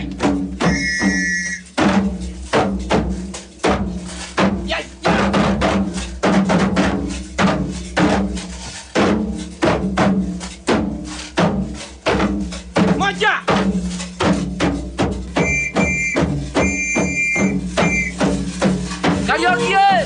Adiós. Aho, ho. Yeah, hey. Gragube. Naja. Java. Gumia. Eja. Guma. Jambo. Ukira kalugua. Umera. Wa. Hey. Eja. Oyo kamo. Monica. Timba na Monica. Ayya we. Tongoda we. Baba ita Monica. Suaga. Tongoda. Ayya. Okay. Kagandoi. Timba na kagandoi. Chapa. Ukawe. Biri. Biri. Jambulira. Okay. Udiwe. Oh yeah.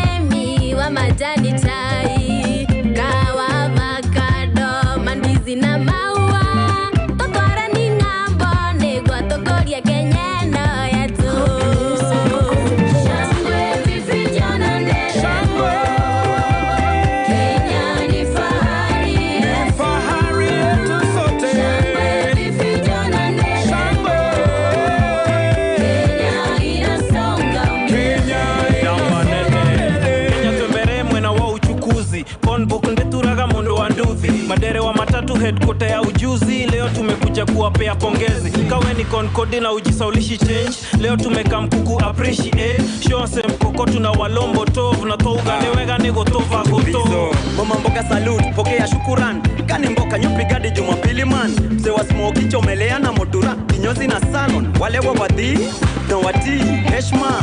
Mayouth man wote tunaopiga mboka. Tukwatane tuendane Kenya tuje na mbere. So mayai tunasema shukuran.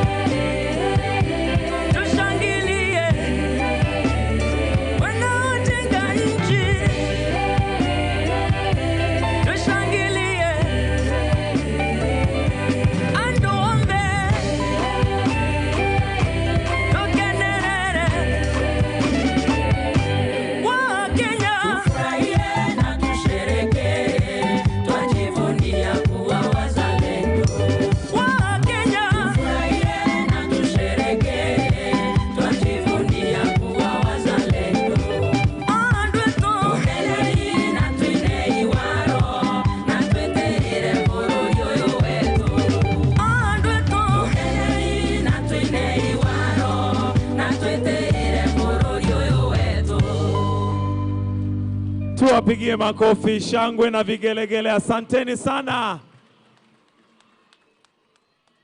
Asante. Tuwapigie makofi tena wakienda kuondoka. Asante, asante, asante. Na sasa Mheshimiwa Rais, kwa sasa kwa heshima na taadhima kuu, nimwalike gavana wa kaunti ya Embu, Mheshimiwa Cecily Mbarire, akukaribishe rasmi. Tumkaribishe gavana Cecily Mbarire kwa makofi ili aje amkaribishe rais rasmi. Na pale pia tuwaruhusu wananchi waweze kuingia katika uwanja ili waweze kuhudhuria tukiwa pamoja. Asante. Your Excellency, the President of the Republic of Kenya, Dr. William Samoei Ruto, the First Lady of the Republic of Kenya, Your Excellency Mama Rachel Ruto, the visiting Head of State, His Excellency the President of the Republic of Comoros and your spouse, former President of Niger and his spouse, Your Excellency the Deputy President of the Republic of Kenya, Honorable Rigathi Gachagua, Your Excellency Pastor Dorcas Gachagua, Your Excellency Prime Cabinet Secretary, Honorable Musalia Mudavadi, Mrs. Tessie Musalia Mudavadi, Attorney General of the Republic of Kenya, Honorable Justin Bidan Muturi, the Chief Justice of the Republic of Kenya, Lady Justice Martha Koome, Speaker of the National Assembly, Honorable Moses Wetangula, Speaker of the Senate, Honorable Amason Kingi, Chief of Defense Forces, General Francis Ogola, Service Commander here present, the Inspector General of Police, members of the Diplomatic Corps here present, Cabinet Secretaries here present, Chair of the Council of Governors, Her Excellency Madam Anne Waigoro, colleague governors, Honorable His Excellency Muthomi Njoke and Her Excellency Kawera Mwangaza, Deputy Governor of Embu County, Honorable Kenywa Mugo, and all other Deputy Governors here present, Principal Secretaries, Honorable Members of Parliament led by the Members of Parliament from right here, Embu County, Chairman and Chief Executive Officers of State Corporations, Honorable Members of the County Assembly of Embu led by the Speaker, Honorable Viriko, and the Majority Leader, dignitaries, all visitors, clergy, the great people of Embu, fellow Kenyans, and Embu Moyaro, Gethia isiarerare Bwana asifiwe. God is good, and all the time. Asante sana, Your Excellency, we are very happy as the people of Embu. In fact, to be honest with you, this is the happiest day to the people of Embu County for this great honor that we have received as the people of Embu County. Your Excellency, I'm a very, very, very happy leader today because since I was born, I have never seen such a great event happen right here in my motherland, Embu County. I'm very happy, Your Excellency, for the honor of picking Embu County to host the 2023 Madaraka Day, and we feel greatly honored. Today's national celebrations, Your Excellency, are a culmination of highly successful pre-Madaraka Expo themed cooperatives and MSMEs, trade and revenue, which you personally opened. This expo attracted over 300 exhibitors, mainly from MSMEs and the cooperative movement, and the true expression of the hustler spirit that has become the running thread for the government of Kenya Kwanza. Your Excellency, the expo was thoughtfully organized around key themes, mainly housing, ICT and revenue, devolution and agriculture, MSMEs, cooperatives, and trade. I am delighted to note that you have led from the front in driving these crucial areas. By one, Your Excellency, on housing, you laid the foundation stone of the first phase of Manyata housing scheme, comprising of 100 of the planned 400 units right here in Embu County. We appreciate you, sir, for giving us that opportunity and for planning to do 5,000 houses right here in Embu County. Your Excellency, on ICT and revenue, after you led by filing your annual income tax returns, you launched the SME Tax Service Desk, and critically for Embu County, you provided free Wi-Fi at the Embu Market and our bus park. This singular service will close the market information asymmetry gap, which is exploited by brokers and cartels at the expense of the farmer. We appreciate that, sir. Further, Your Excellency, through the Cabinet Secretary for ICT and Digital Economy, yesterday we launched 2 digital laboratories in Ronyenje's Technical Institute and Vocational College and Jeremiah Nyaga Technical Institute under the Jitume program. Under that program, Your Excellency, many young people from the county are going to get the exposure of online jobs that we so badly need as a county. Your Excellency, on behalf of the people of Embu, I wish to request you to consider our topmost technical institute, the Jeremiah Nyaga Technical Institute, which is one of the best technical institutes in the country, that you consider it for upgrade to a full national polytechnic. On devolution, Your Excellency, we appreciate the work that has been going on, and we are happy that we managed to get fertilizer coming.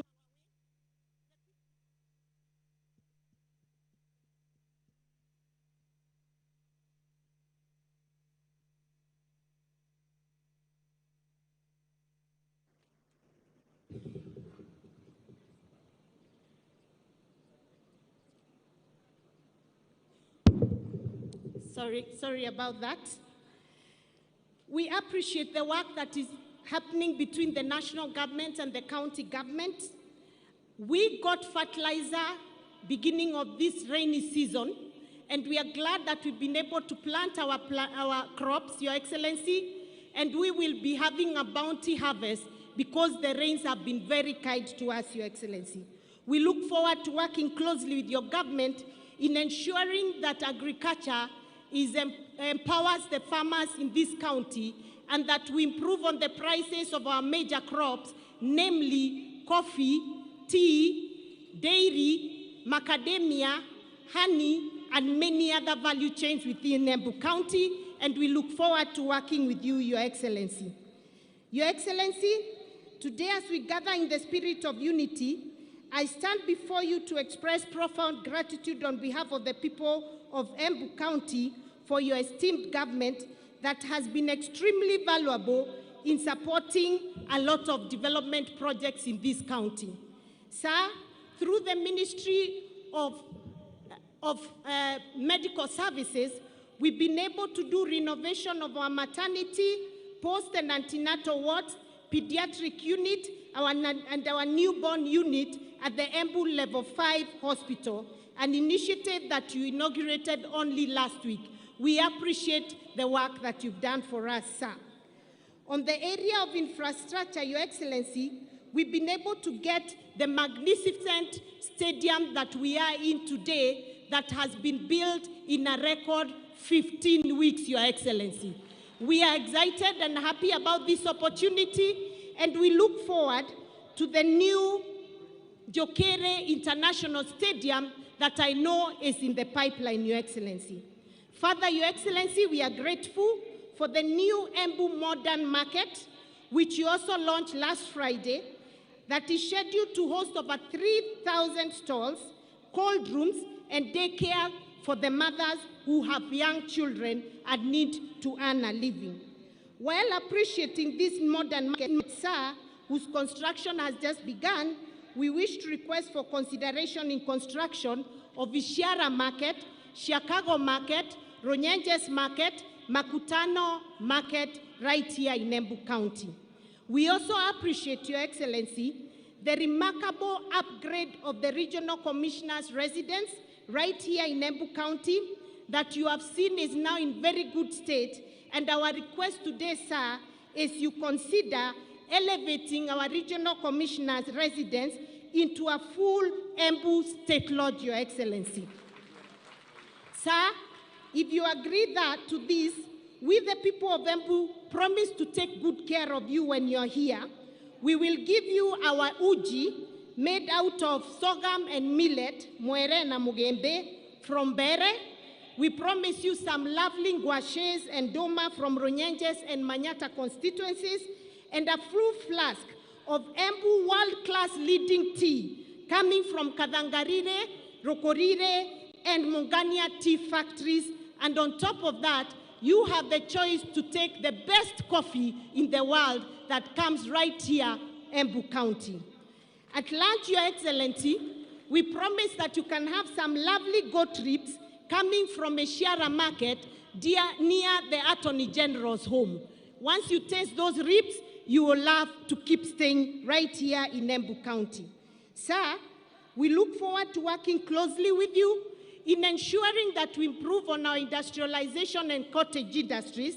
And to that end, Your Excellency, we are glad that we are now partnering with your national government in setting up the County Aggregation and Industrial Park right here in Embu County at Mashanga in Bere South. So we have the land right ready. We have 250 million as the county government, and we know your government is also bringing in another 250 million that will work towards ensuring that our value chains have an opportunity for value addition and better markets so that we can add money into the pocket of our people. Your Excellency, we are happy that we continue to work closely with you, and we are also very, very happy that your government, through the Ministry of Cooperatives and new KCC, have the plan of upgrading Ronyenjes KCC cooling plant into a fully operational producing factory for milk right from here in Embu County so that we don't have to sell our milk raw. Your Excellency, as I conclude, allow me to mention a few of the major roads that we really hope your government is going to support. And because we've started well with you, we are very sure that you'll surely give us a good opportunity for more infrastructural development. To this end, Your Excellency, we are requesting that the ring road that was meant for Embu County may be completed by ensuring that the section between Mashanga and PI is completed. We are also requesting that Kararetire, Kadagere, Kegumo, Kanyambora Road be upgraded to bitumen standard. Gekuyare, Kerie, Ishiara Road be upgraded to bitumen standard. Kevote, Kebwe, Kedemo, Ena Road be upgraded to bitumen standard. Keretire, Kiambere Road that you are very aware of, Your Excellency, we are also requesting that you consider that. Kepogo, Dondore, Kadangarire, Mukore, Kadande, Kamugere, among others that are very key for this county. And we are going to work closely with you, Your Excellency, to make sure that you are able to deliver those roads to us. Sir, allow me to also say we very much appreciate your efforts towards ensuring that we have enough water for domestic and irrigation. And to that end, Your Excellency, we are happy that your government has taken up our 3 mega dams, namely Doshi, Dambana, and Kamomo dams. I'm happy to report to you, Your Excellency, that Doshi has been advertised. Kamomo is at very advanced stage, and you are aware of it, sir, and we are looking forward to having Dambana in the next round of dams that will be advertised, sir. Your Excellency, I want to thank you most sincerely because for the first time, as the people of Embu County, we've seen you really recognize the leadership of Embu County. I want to appreciate that you have given me a chance to chair and become the chairman or the chairperson of the ruling party, UDA, and we feel very much honored as the people of Embu County and as the women of this country. Thank you, sir. Sir, thank you for giving us Attorney General of the Republic of Kenya who comes right here in Embu County. We appreciate the Embu County's contributions to the many judges that are here in this country. We appreciate the ambassadors from Embu County. We appreciate the Principal Secretary and Cabinet Administrative Secretary who you have picked right here in Embu, and the many chairmen and directors from the various state corporations who come from here in Embu County. Sir, to be honest with you, the people of Embu have never felt a government like they have felt yours, and we forever remain grateful. May I add, Your Excellency, by saying that we, the people of Embu, will continue to support you. We are fully behind your government and the plan that you have for this country, the bottom-up economic transformation. We believe in you. We believe in the plan that you have for us, and we have seen it start to work right here in Embu County. Watu wa Embu mumeshukuru. Mumeshukuru. Tafadhali pigieni Mheshimiwa Rais makofi ya kumkaribisha hapa Embu County. Thank you, sir. May God bless you and God bless the great Republic of Kenya. Asanteni sana. Thank you. Hebu tumpongeze tena Governor Cecily Mbarire. Thank you very much. Your Excellency, with your permission at this point, allow me to now call upon the Deputy President, His Excellency Honorable Rigathi Gachagua, to make his remarks.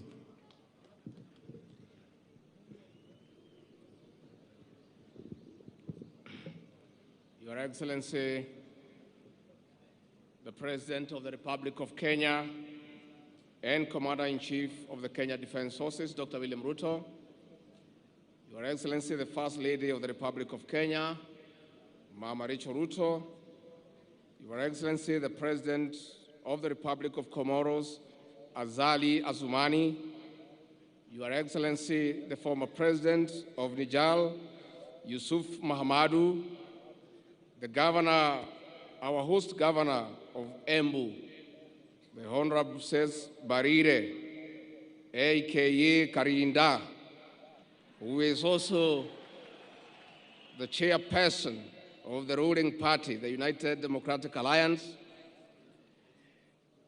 the Chief Justice and President of the Supreme Court, the Speakers of the National Assembly and the Senate, Cabinet Secretaries present, heads of mission, dear Kenyans. 60 years ago, Kenya attained internal self-rule after an armed struggle led by our gallant men and women. Our great nation has been on a prosperity trajectory despite challenges. Our future is promising, and for this, Your Excellency, we honor our freedom heroes and heroines. On this day, we honor Kenyans whose hard work continues to drive our nation towards a life of dignity. Our resolve to attain this dignity is unwavered. We celebrate this day, Your Excellency, under the theme, Empowering Sustainable National Development through Cooperatives and Micro and Small Businesses. It also happens when public reforms, especially in the coffee, tea, and dairy subsectors, are on top gear. The structural reforms aim at restoring the dignity of our farmers in line with the bottom-up economic transformation agenda. It is in this regard, Your Excellency, that we have convened a special summit of all coffee stakeholders in the neighboring county of Meru next week to come up with practical interventions to put money into the pockets of our farmers.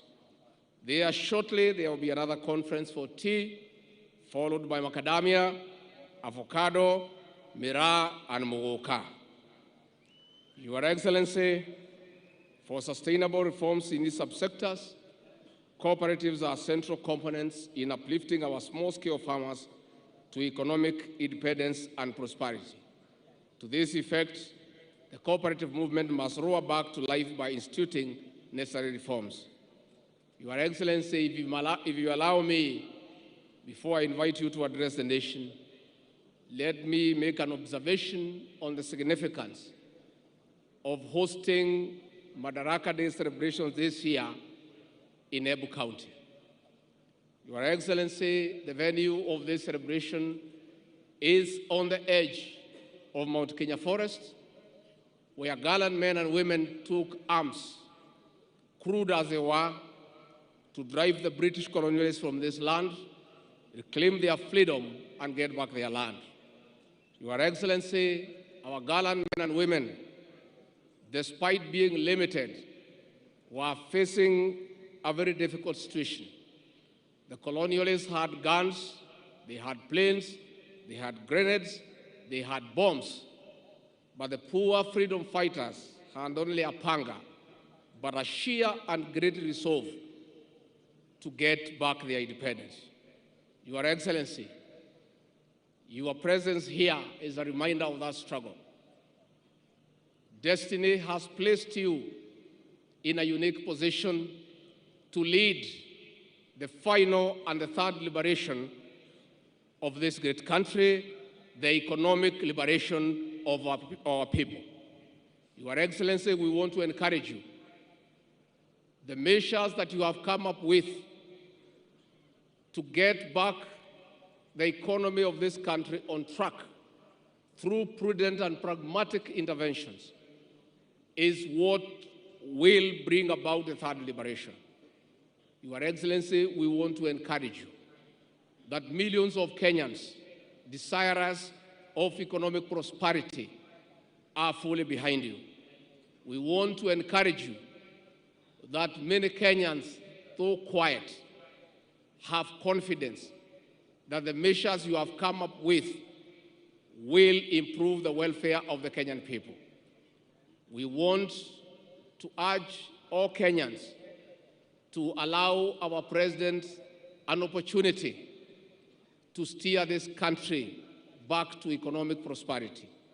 Your Excellency, we want to urge our leaders to continue being steadfast as they support all the legislative measures that your government has proposed in the National Assembly to allow this country to get away from public debt and fund our own development and recurrent expenditure. For that, Your Excellency, we want to assure you that the majority of Kenyans are behind you. Never mind our detractors. These detractors gave you no chance to succeed.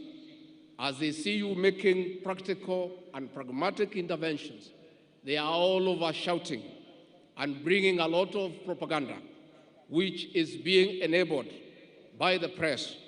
And we don't mind because the press, as you all know, were part and parcel of the Azimio Brigade.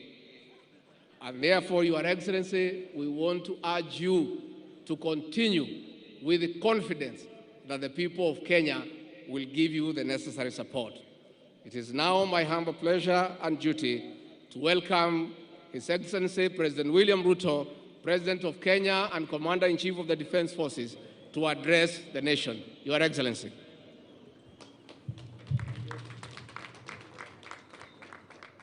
Asanteni sana, tafadhali tuketi chini. Rais wa nchi yetu jirani ya Comoros na mke wako, rais wa zamani wa nchi ya Niger na mama wa kutoka kule Niger, ndugu viongozi wote, wananchi wa Embu, hamjambo? Embu muriaro. Bwana Yesu asifiwe. Hebu mnisalimie hewani hivi nione watu wa Embu, hamjambo?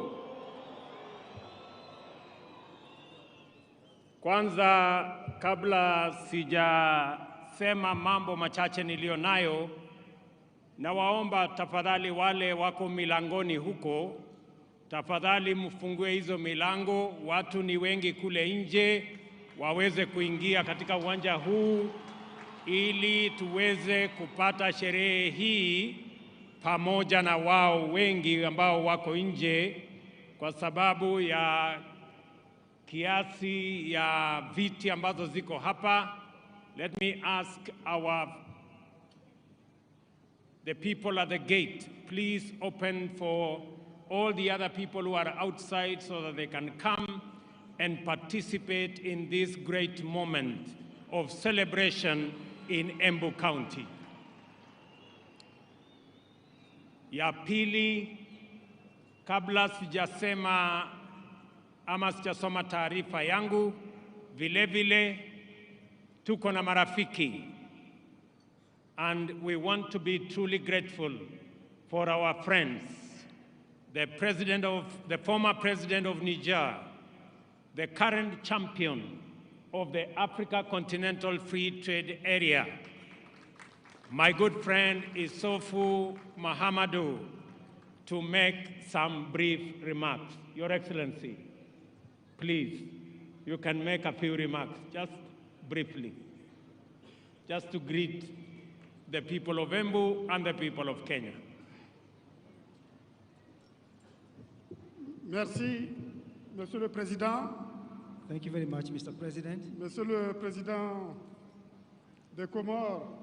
The President of the Comoros, here present. Président de l'Union africaine. The President, Chairman of the African Union. Monsieur le Président Ruto, je suis heureux. I'm very happy today de partager to come and share cet événement important this great moment pour le peuple kenyan. For the people of Kenya. Son 60e anniversaire. And I'm also very happy on my own behalf here. Je souhaite au peuple kenyan I know that the people of Kenya un heureux et joyeux are very generous people and very happy people. Le Kenya est important. Kenya is a very important country. Pour notre continent. For many reasons. Il est important pour l'intégration africaine. It is very important for the African Union. Et il se trouve que ce 60e anniversaire and it happens that Kenya de l'indépendance de votre pays it's a good, beautiful country. Coïncide avec le 60e anniversaire de la création de l'Organisation de l'Unité africaine. In the African Union, Kenya plays a very critical role. Je sais à quel point, Monsieur le Président, I know, Your Excellency, vous êtes attaché you are very, à l'unité du continent. You are very committed to the continent. Comme le disait Kwame Nkrumah, like it was said earlier on, Africa doit s'unir. It must continue. Ou périr. Or end. Je sais que c'est aussi votre vision, Monsieur le Président. I know you have a vision. La preuve, c'est que avant-hier, I know that in your work, à l'occasion this is a great occasion for you de la retraite ministérielle to give directions sur to la zone ministers, de libre-échange continentale africaine. And through your work in the African Union, vous avez donné you have given l'impulsion qu'il faut, the right directives, les orientations qu'il faut, and the right inspiration pour que les ministres always to the ministers, du commerce accélèrent les négociations. And you're happy you're going to accelerate your work afin de trouver des solutions in order to find solutions for Africa. Aux problèmes qui sont restés en suspens. Some things are in suspense. En ce qui concerne in la areas, bonne réalisation in areas of development de la zone de libre-échange continentale africaine. We are still looking for solutions within the African Union. L'Afrique compte sur vous. Africa counts on you. L'Afrique compte sur le Kenya. Africa counts on Kenya. L'Afrique, c'est la nouvelle frontière Africa du développement is very économique. We must continue our collective destiny. Monsieur le Président, Your Excellency, encore une nouvelle fois, merci. I want to thank you. Merci de votre accueil. Thank you very much for your Merci warm de votre welcome. hospitalité. Thank you for the ceremony. Je vous souhaite un heureux et joyeux I anniversaire wish you a very enjoyable à vous et au peuple kenyan dans son ensemble. And I wish, je vous remercie, Monsieur le Président. I wish people of Kenya a lot of peace. Thank you very much. Tafadhali tumpigie makofi huyo rais wa zamani wa kule Niger, jameni. Nilimuuliza, or maybe I should, I did request the president of Comoros, my brother Azali, who is also the chair of the Africa Union, to come and be our guest of honor in this great 60th celebration of our Madaraka. And I want to tell him we are truly grateful as the people of Kenya for honoring my invitation on behalf of the people of Comoros and on behalf of the people of our continent. As the chair of the Africa Union, it is now my pleasure to request you, Mr. President, to make your statement. Tumpigie makofi jameni, rais wa Comoros.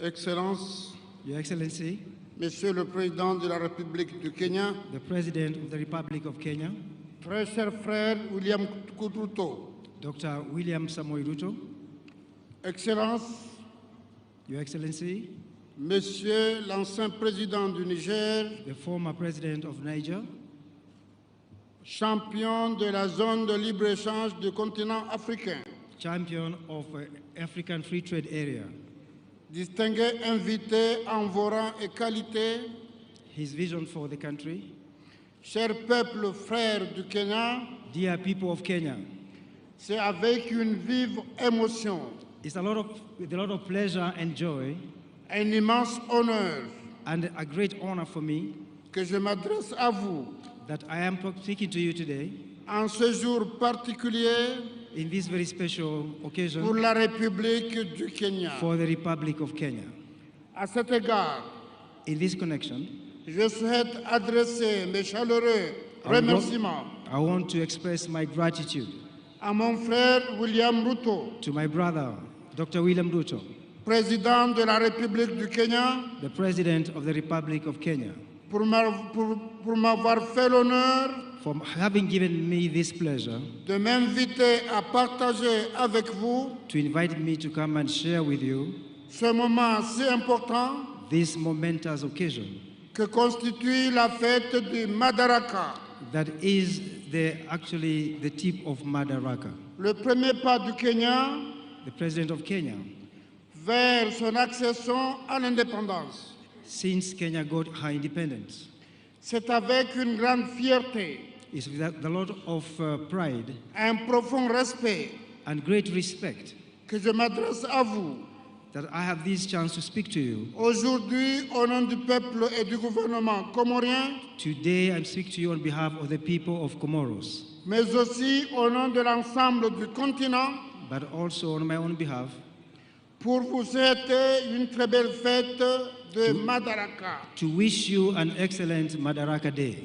et vous exprimer nos sincères félicitations And you can be sure pour le progrès immense for this great moment que le Kenya a accompli depuis son accession that à l'indépendance. Kenya has made tremendous steps since her independence. Je saisis cette occasion I take this opportunity pour rendre hommage à nos illustres pères de l'indépendance de l'Afrique, to pay homage to the fathers of independence of Africa, et notamment le très regretté Jomo Kenyatta, and to say at this moment qui a été un exemple de courage that this was a show of courage et de détermination, and determination une inspiration pour la liberté, in its efforts to liberate itself, le droit et la dignité, for dignity and honor, notamment en Afrique. especially for Africa. Le 1er juin 1963, This kind of action vous avez posé un premier pas vers l'indépendance is a big challenge to many people en accédant à l'autonomie. to get to self-rule. Un an et demi plus tard, And now I'm very happy. vous avez accédé à l'indépendance pleine et entière. You have accelerated your freedom as a country. Et 60 ans plus tard, And some 50 years later, le Kenya est devenu une nation forte et respectée. Kenya has become a respected nation. une puissance continentale et régionale which is capable of resolving her problems. qui continue d'inspirer les jeunes nations voisines Kenya continues to inspire other comme people, mon pays, l'Union des Comores. like my own country. Vous pouvez sincèrement en être fiers. You can count on us. Honorable assistance, Distinguished guests, les Comores et le Kenya entretiennent des liens historiques, Comoros and Kenya have very deep roots, culturels profonds qui perdurent au fil des siècles. cultural, historic, for many centuries. Des liens de sang et d'histoire. From our point of view, tout d'abord avec la ville Mombasa, we look at the port of Mombasa, qui abrite depuis plusieurs générations which for many generations une importante communauté d'origine comorienne. has had a very significant population of people from Comoros. D'un lien culturel ensuite So this is a very important country avec l'amour, with all its dont progress. le festival islamique accueille tous les ans We have many Islamic people that we receive in our country from des Kenya, milliers de croyants comoriens and thousands of Comorians qui viennent communier avec leurs frères du Kenya. who live in harmony with the people of Kenya. Des liens diplomatiques enfin, Also in the diplomatic field, puisque depuis l'indépendance de notre pays, since independence of our countries, les Comores et le Kenya travaillent main dans la main Comoros and Kenya work hand in hand pour renforcer leur coopération bilatérale. to strengthen the bilateral collaboration. C'est fort de la sincérité de ces This- liens d'ailleurs This sincere initiative qu'en février dernier, has, for the last years, mon frère, le président William Ruto, created great opportunities a eu l'élégance de retirer la candidature de son pays, le Kenya, in supporting the candidature of Kenya also, pour laisser un pays frère, les Comores, for helping the Comoros présider notre organisation panafricaine to head the African Union pour l'année 2023. for the year 2023. C'est un geste fraternel This is a show of support qui a marqué l'ensemble du peuple comorien that shows that people of Comoro, et qui restera à jamais gravé dans nos mémoires. and they have a lot of confidence and is engraved in their memories. Permettez-moi alors, chers frères, Allow me, my dear brothers and de sisters, vous réitérer ici, to tell you today, de vive voix et devant vos compatriotes, to say before and with an open heart, mes vifs remerciements, to thank you, mais aussi ceux de l'ensemble but du also- peuple comorien à but Santa also, Sana. also the greetings from the people of Comoros. Je suis convaincu I'm convinced que nos deux pays ont encore beaucoup à faire l'un et l'autre. that our two countries can work for a better future. J'ai saisi d'ailleurs cette opportunité And this is a wonderful opportunity pour renouveler notre profonde gratitude au peuple, au gouvernement du Kenya, to deepen our gratitude to the President of the Republic of Kenya qui accueille tous les ans de nombreux jeunes étudiants comoriens and the country of Kenya that continues to receive thousands of Comorians pour les former aux défis, aux enjeux de l'avenir. for helping them build a better future. À Santa Sana. Thank you very much. Excellences, mesdames et messieurs, Your Excellency, ladies and il gentlemen, est essentiel que nous continuions à promouvoir les échanges The- commerciaux we have a common duty to promote our relations et les investissements entre nos deux pays and the work between our two countries. afin de stimuler nos économies respectives We need to work to improve the lives of our people, et créer de nouvelles opportunités pour nos populations, Increase- notamment notre jeunesse. and increase opportunities for our people. La zone de libre-échange du continent africain The African Union nous offre l'opportunité de le faire et c'est la raison pour laquelle offers opportunities for the rest of Africa. j'ai pris part avec vous avec un grand plaisir à l'ouverture du dialogue public-privé We encourage dialogue for promotion of peace. sur cette zone de libre-échange continentale In this respect, qui s'est tenue à Nairobi le 9 mai dernier. the meeting held in Nairobi looking for peace. En tant que nation africaine, As an African Union, nous partageons des défis communs we think we can work together. et je suis convaincu que si nous unissons nos forces, And I'm persuaded that by working together, nous pourrons surmonter ces défis we can overcome these obstacles et ouvrir la voie à un avenir meilleur and construct a better future pour nos populations et surtout aux générations futures. for our people and for the survival of Africa. Cette journée de commémoration est aussi This also is an opportunity for us. l'occasion de réfléchir It's a gift sur notre avenir commun if you work together et sur la responsabilité qui nous incombe and if you are accountable to our people, de préserver les idéaux de nos ancêtres if we can preserve the ideals of our et de union construire une Afrique juste, inclusive et prospère. and to conclude our treaties for prosperity. Chers frères et sœurs de Kenya, My dear people of Kenya, en cette journée spéciale, in this opportunity, je souhaite réaffirmer l'engagement des Comores I would like to, on behalf of the people of Comoros, à ne ménager aucun effort they have spared no effort pour renforcer davantage nos liens d'amitié et de coopération avec le Kenya. to strengthen our relations with the people of Kenya, Que notre partenariat continue de prospérer that we shall continue to collaborate et de porter des fruits mutuellement bénéfiques and to try to create useful treaties pour nos deux pays et nos deux peuples. for our two countries and our two Et le développement en Afrique. in order to promote peace for the development of our continent. Furaha siku ya Madaraka. This is a great day for Madaraka. Urafiki, ushia na msiliano wa Kenya na Komoro. Yeshi Afrika kwa amani na mafanikio. Asante sana. Tumpigie makofi tena Mheshimiwa Rais wa Komoro jameni. Thank you very much, Mr. President, for honoring us with your presence and the statement you have made on behalf of the Africa Union and the great people of Komoro. Watu wa Embu, wacha nichukue nafasi hii kwanza kabisa kuwashukuru watu wa Embu. Nilikuja hapa na ndugu zangu wengi, tukaomba kura zenu, mukawa ni watu wangwana, mukatupatia kura zenu, mukatuongezea maombi na Mungu akatupatia ushindi. Jameni watu wa Embu, nasimama mbele yenu leo kusema asante sana.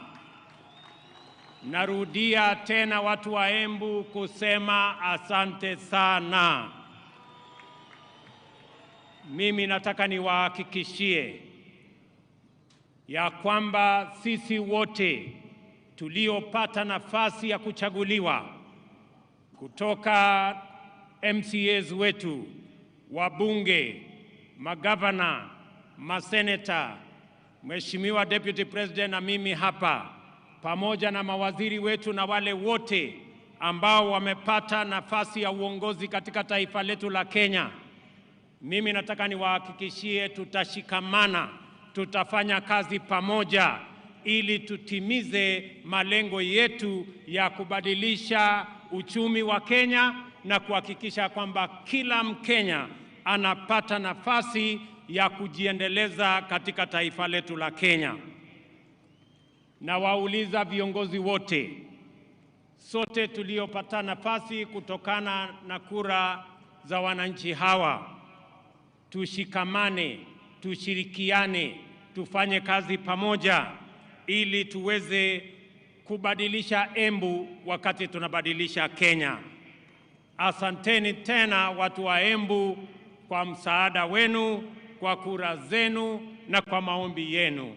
I want to say thank you very much to the great people of Embu County, as I thank all Kenyans who stepped forward to vote in the last election so that we, as the people of Kenya, can maintain our democratic credentials as a nation that is democratic, as a nation that is built on the firm foundation of multi-party democracy. And now it is our opportunity, all of us as leaders in government and in the opposition, to work together towards making our nation great. On this day, 60 years ago, Kenya formally gained its right of internal government, Madaraka, the mandate of majority African self-determination was a major step forward. The emergence of this nation as a republic later that year.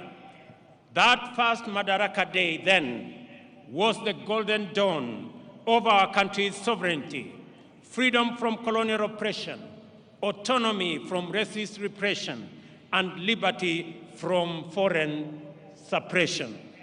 In fighting for our sovereignty, our noble freedom fighters had primarily waged a political struggle to liberate a people divided, humiliated, and impoverished under a predatory system whose institutions were vicious and extractive. So, although the freedom struggle was political and the first Madaraka Day represented political autonomy, every Kenyan African understood it to mean and to be the beginning of the hard and noble work of securing and enhancing social and economic freedom as well. For 6 decades now, the people of Kenya have worked hard with admirable diligence and unwavering determination to perfect the political freedom of their nation through sustained socio-economic progress. In this manner, Kenyans have reiterated their commitment to true freedom by complementing political freedom with freedom from want, freedom from suffering, freedom from ignorance, and freedom from indignity. Our forefathers' historic struggle to vindicate our God-given rights of self-determination entailed tremendous sacrifice and immense determination against a colossal adversary. Ultimately, they triumphed. Similarly, our war against underdevelopment, poverty, unemployment, indignity, and vulnerability has been daunting. Yet, we have made steady progress year after year over 6 years of freedom.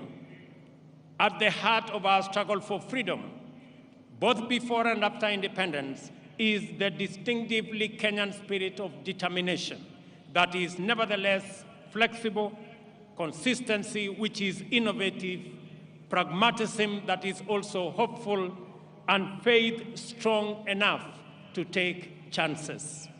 The sacrifices required were inspired by a spirit that is truly unique, which transcends ordinary decision-making. We recognize that spirit even now. It lives in the heart of every Kenyan who wakes up early to give their best, try their luck, knock on doors, and chase their dreams.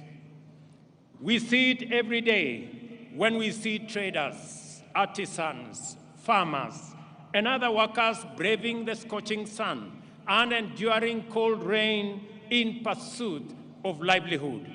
We also witness in teachers, nurses, police officers, extension officers, and technicians who go far from their comfort zone, often beyond the call of duty, to attend to Kenyans in their communities throughout all villages, all corners of our great republic.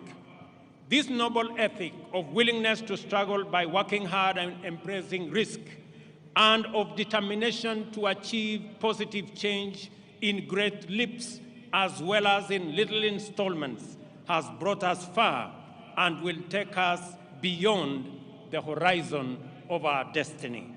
Today, I join all Kenyans to celebrate our magnificent collective achievements and the spirit of brave endeavor which inspired them 60 years ago and sustain us today. This celebration speaks to the sustained effort we have invested in perfecting our national mandate of self-government. I will highlight the wonderful ways in which we have stewarded political freedom into democratic maturity, enhanced economic freedom by empowering enterprise, and expanded social freedom by securing dignity. We must never forget that until fairly recently, our country's politics was divisive, violence, do-or-die affair by which neighbors, colleagues, and even relatives were incited into hatred in the name of political competition. In this dark era, the tribe was the fundamental term of all political engagement and the master variable of democratic contest.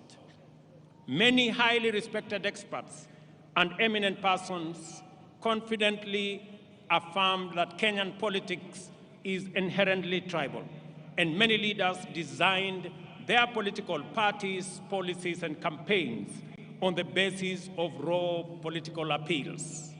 Leaders also made sure that political discourse revolved around personalities and the private interests of a few privileged individuals and not the aspirations of the majority.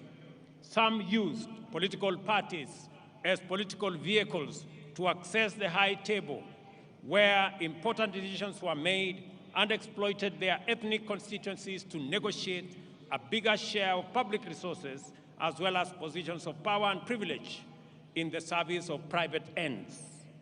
For decades, Kenyans understood that this perverse political culture not only defiled our democracy, but also obstructed the spirit of daring and achievement, arresting our collective progress.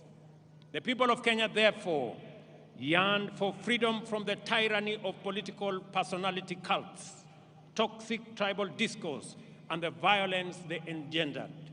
They desired a more unifying, cosmopolitan framework of engagement which promoted the expression of their shared aspirations, encouraged inclusive negotiations, and a collective means of pursuing them. In the last general election, the people of Kenya finally broke free. The campaign was conducted purely on the basis of important national issues, foremost of which were economic issues. Not only did Kenyans reject the all-divisive politics of tribe and tribal chiefs, but they also demanded and interrogated well-considered party manifestos with detailed plans for economic transformation.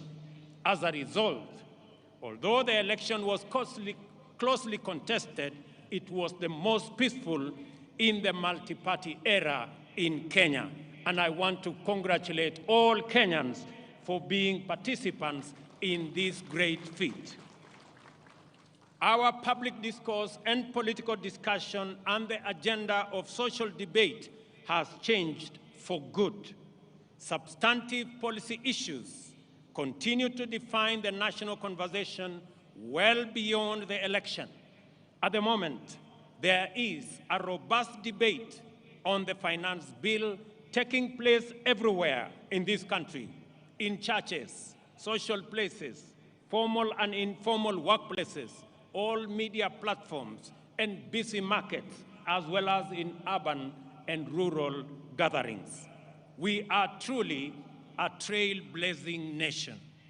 Many countries struggle in vain to generate a national debate on public financing, taxation, or other policy issues.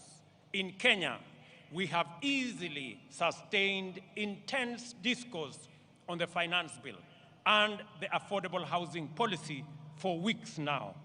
The debate has remained issue-oriented, and there is no hint of divisive ethnic rhetoric at all. The cost of living is keeping all leaders, including myself, awake, and this is precisely as it should be. Superficially, the intense national debate on housing is not about whether it is a tax or a contribution. The attention sharply focused on the housing contributions is an implicit expression of ownership. People desire better information and stronger assurance regarding the custody, security, investment, and return on their money. That is phenomenal. People are interested. How will their money be? Will it be safe? Will it be stolen? How is it going to benefit them? And how are they going to get a fair return for their contribution? I want to assure the people of Kenya that those questions will be answered. More encouragingly, the discourse on public finances and housing fund has opened our eyes to our emergence as a stakeholder republic. Kenyans today, more than ever, are fully involved citizens in shaping public policies and making institutions accountable in the manner in which they run national affairs. This is the vision of Madaraka expressed in the first article of our Constitution: all sovereign power belongs to the people of Kenya. We have crossed a fundamental decisive threshold in the history of our political freedom and democratic maturity. Today, Kenyans of this generation honor patriots who went before us in this celebration of a noble and historic achievement. Kenya also set a new high in election management by deploying a secure, freely accessible public portal which accurately and faithfully relayed vote tallies in the last election, enabling Kenyans, and indeed anyone else, to compare and verify tallies and ascertain results.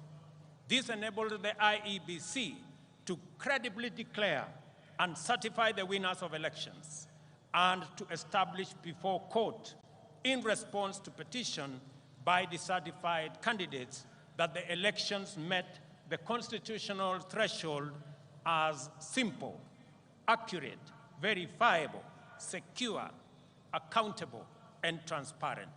In fact, the openness and credibility of the 2022 election are affirmed by the fewer petitions filed, 124 petitions compared to 303 petitions in 2017. The economy was the most important issue on which the last election was canvassed. The people of Kenya, in their multitudes, made their voices heard, their ideas clear, and their desires known. From Busia to Banisa, Lokichogio to Lamu, Magadi to Moyale, Mandera to Migori, and everywhere in between, the people said they wanted to transform our economic system, democratize opportunity, enhance inclusion, and reduce exploitation. Instead of the traditional campaigning of confrontation, incitement, and division, the last campaign became a sustained national debate on the most pertinent economic issues: the millions of our unemployed youth, access to affordable credit, inclusive financing, promoting the robust expression of the legendary Kenyan hustling spirit through MSMEs, and the facilitation of individual enterprise by enhancing market power through collective interventions like the Chama and SACCO. This is how Kenyan entrepreneurs desired to secure access to credit, do savings, access the market, social security, and health insurance. By paying attention to their aspirations, we established that Kenyan entrepreneurs desire to pursue success through enterprise, which makes positive measures to ensure that no one is left behind or no one is exploited. It is an enterprise culture which encourages the pursuit of individual aspirations through collective systems, which empower every person to succeed within the context of a thriving community. In the course of consultations with Kenyans at the grassroots throughout the country, we identified a number of barriers to effective realization of their economic well-being. The first was the bureaucracy in regulation and compliance, including tax administration. Second, the extreme informality of most enterprises, which effectively relegated them to the margins of empowerment, facilitation, or even recognition as lawful undertakings. Third, was the misconception around expanding the national tax base. Is it about people paying more or more people paying?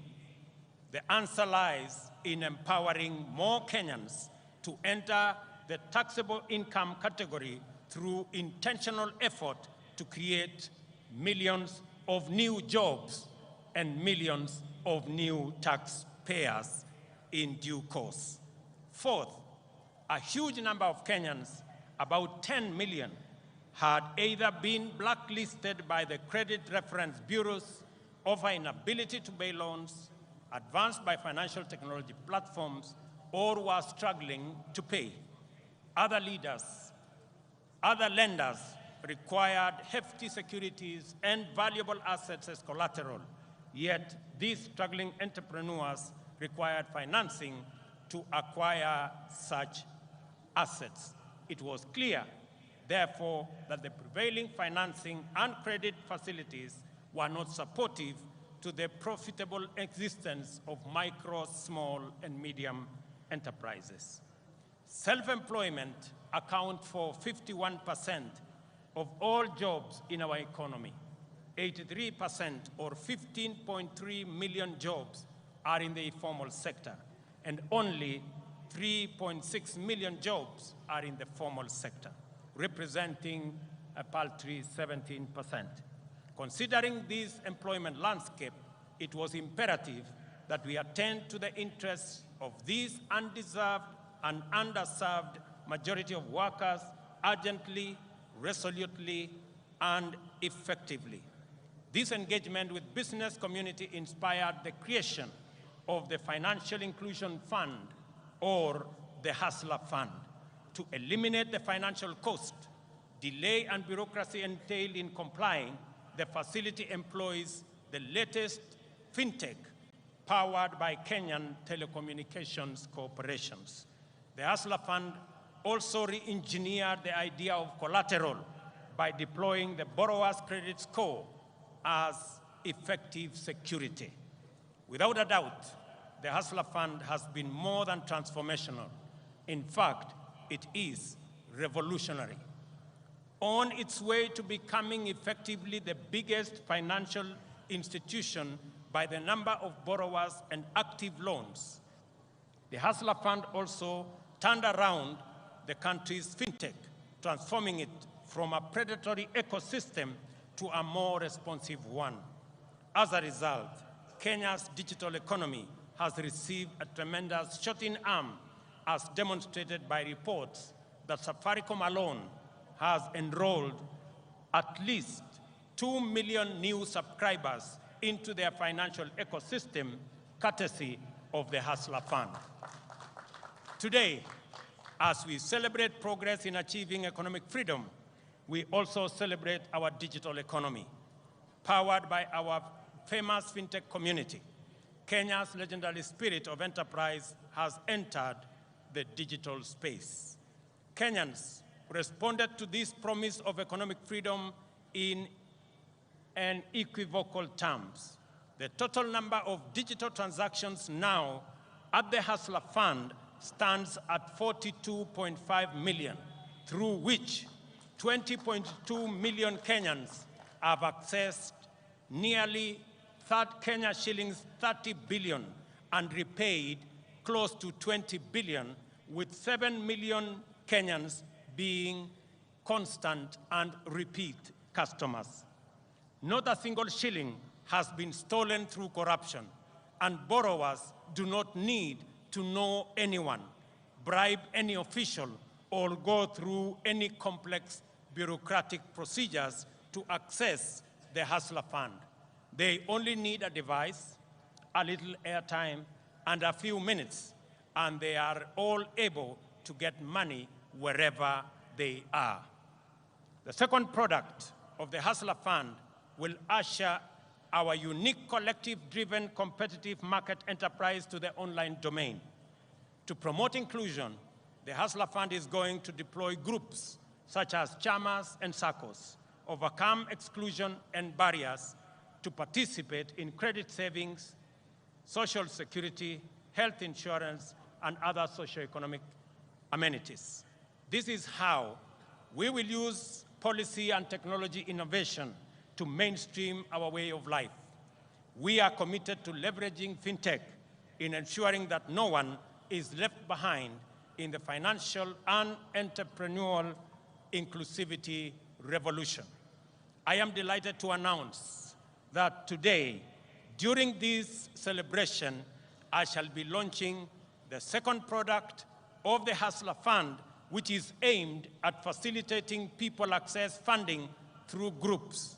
I am sure that this will be very good news to my good friend Shiko in Ruaraka Market, who, like many informal business entrepreneurs, were ready for this innovation even before we launched the first Hustler Fund product. I am glad that this launch of the group loan product is taking place against the backdrop of the phenomenal success of the Hustler Fund personal loan product. I expect that this product will encounter even greater appetite from the market.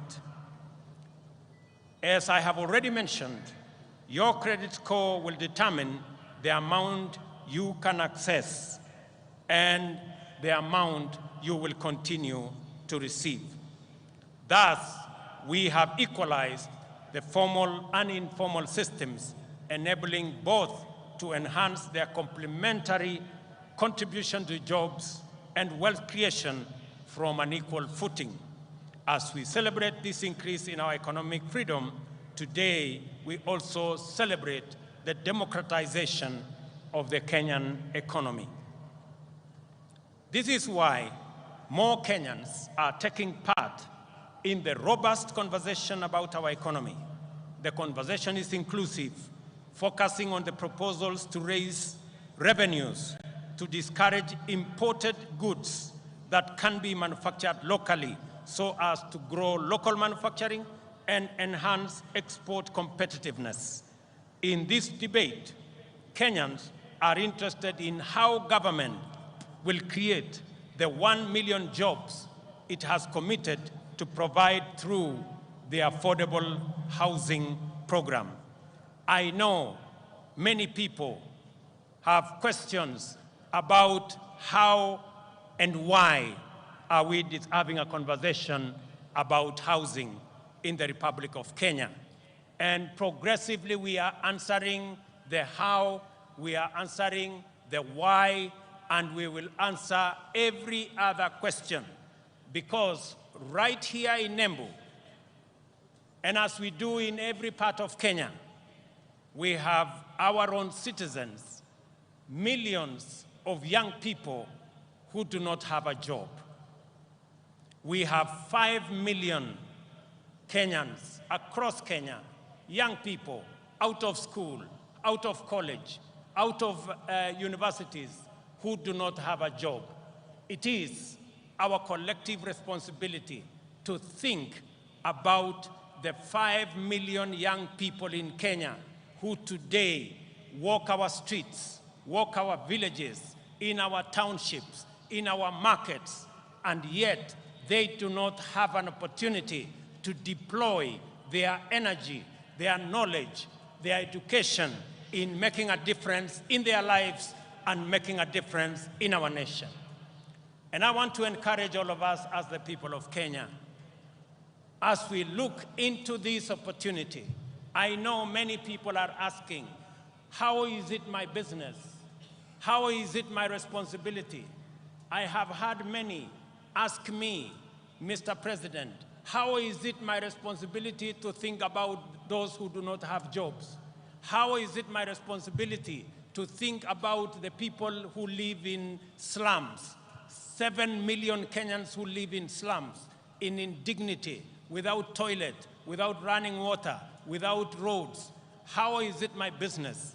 Let me ask the people of Kenya, if our freedom fighters, the people who made the ultimate sacrifice and lost their lives in liberating our nation, if they had asked the question that how is it their business, today we would continue to have been slaves of our masters if they asked themselves that question. It is our opportunity, as they did, to liberate our country. They went beyond the call of duty. They did not ask how is it their business to make the ultimate sacrifice to liberate our country. I want to ask every citizen, it is our responsibility collectively to think, to plan, and to ensure that the 5 million young people in our country who today do not have jobs, have jobs. It is our responsibility to ensure the people, 7 million of them, who live in our slums, including Shauri Yako here in Embu. I was here last week and I was informed about Shauri Yako. The people who live in Shauri Yako deserve a decent house, and it is our responsibility as we implement the housing plan, not just to create jobs, at least 1 million jobs every year.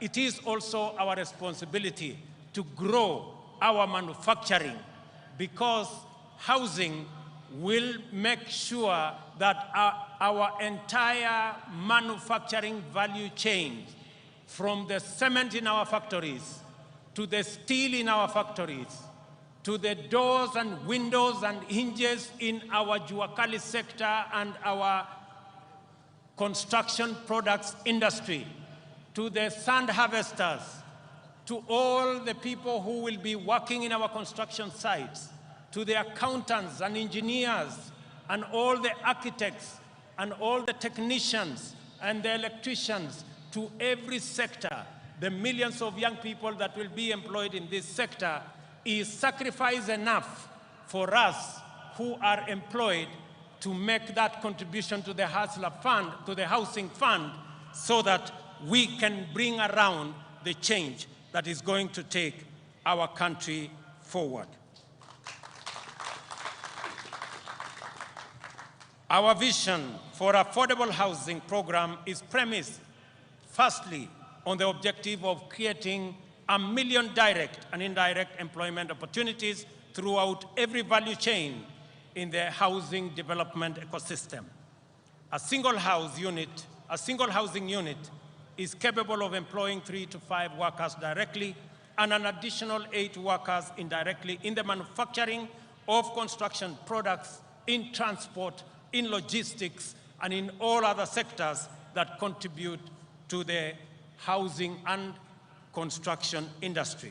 Secondly, the objective of affordable housing is to increase the number of homeowners and to transition more Kenyans from rent paying in informal settlements, in slums, and we have 1,411 slums in Kenya. We should transition those people, my countrymen and women, into homeowners.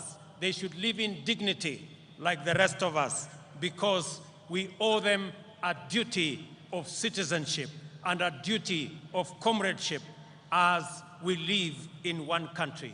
I want to ask every parent, I want to ask every Kenyan that rather than ask, how is it your business? We must know that it is our business, because the 5 million young people are our children. They are our citizens.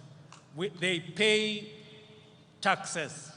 And when we transition them into jobs, we are building a bigger pool of taxpayers. The conversation we have today in Kenya is different. I did promise the country 3 years ago that we are going to change the conversation. That the conversation is not going to be anymore about leaders. It is going to be about citizens. It is going to be about those who do not have jobs. It is going to be about our manufacturing. It is going to be about the millions who live in informal settlements. It is going to be about the people. I told the country that we are going to change the conversation. It is not going to be about changing the constitution and creating positions for leaders. It is going to be about changing the economy and creating opportunities for millions of young people, including the many who are today in our streets and villages, the millions of young people who are looking up to us to provide them with opportunities to work. It's going to be about the ordinary people who work in the manufacturing sector, the people who also wants to contribute, to be taxpayers, but because they have no jobs, they cannot pay tax. I promise the country that it is not going to be about sharing power. It is going to be not about sharing power by the elite and by leaders. It is going to be about empowerment of every citizen, empowering our farmers to produce more so that we can get ourselves into food security, empowering our young people with jobs so that they too can contribute meaningfully to our economy and meaningfully to our taxpayers. It calls for us the empowerment of every citizen and every business person so that the economy of our country. I want to promise you, ladies and gentlemen, that that effort is on course, and together we are going to move in that direction. To enhance our national productivity, we are prioritizing the consolidation, processing, and value addition of our agricultural products. You just heard my dear sister, Governor of Embu, say, right here in Mashanga, we are going to build an aggregation and industrial park so that the people of Embu, and as we do it in Embu, we are doing it in every county in the Republic of Kenya. Last week, we advertised the first 14 agricultural aggregation and industrial park that will be built in every county so that we can consolidate our agricultural produce. We can provide for value addition. We can provide for agro-processing. We can enhance our manufacturing, create jobs, create value, and enhance the earnings of every farmer as we get rid of brokers, as we get rid of cartels, and ensure that we protect the hard-earned and the sweat of farmers in the Republic of Kenya. Additionally, the government of Kenya will step up the establishment of 5 additional export processing zones in the coming year in Sagana, in Thika, in Joro, in Eldoret, and in Busia to complement the one in Athi River, the one in Dongokundu, and the one in Naivasha, because we believe that additional processing capacity, focusing on our exports that have come down in the last 10 years from 28% of our GDP to just around 10% of our GDP, that we need new impetus, we need new thinking, we need new infrastructure to be able to drive our exports. And that is why we are expanding our processing capacity in our export processing zones, in our special economic zones, and at the same time, we remain firmly committed to the Continental Free Trade Area and the effective implementation of the Africa Continental Free Trade Area. Just this week, we concluded a working retreat for trade ministers of the Continental Free Trade Area with the private sector. I am glad to welcome to this gathering the delegation that has been holding Africa private sector discussions in Nairobi, led by my brother, the President of Comoros, His Excellency Azali Assoumani, and one of the most foremost champions of the Africa Continental Free Trade Area. It is also gratifying to note that the champion, the former president of Niger, is right in our midst. It's also gratifying to note that 11 trade ministers are here today from different countries in our continent, I wish to recognize the following delegations led by the ACFTA Secretariat. Delegation from Comoro, are they here? Wasimame? The delegation from Comoro, thank you very much. The delegation from Niger, thank you very much. Delegation from Central African Republic, the delegation from Chad, thank you very much, they're there.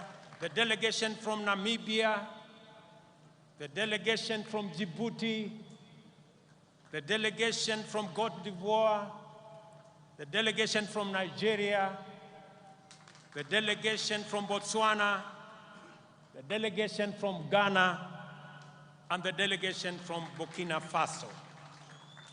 A significant portion of household budgets, as we all know, goes to food, a major component of the cost of living. Understandably, there has been animated engagement on this subject. After a prolonged drought, which pushed the entire Horn of Africa region to the brink of famine, widespread shortages of staple foods have driven food prices beyond the ability of many households to afford them. Enhancing food production is an intervention with multiple fundamental implications. It promotes access to affordable and adequate food and nutrition for the majority.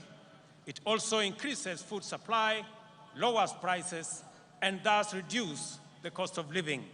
Moreover, subsidizing food production increases jobs and productivity in the country's biggest employer, the agricultural sector. In keeping with our commitment in this critical sector, we have registered 5 million farmers nationwide.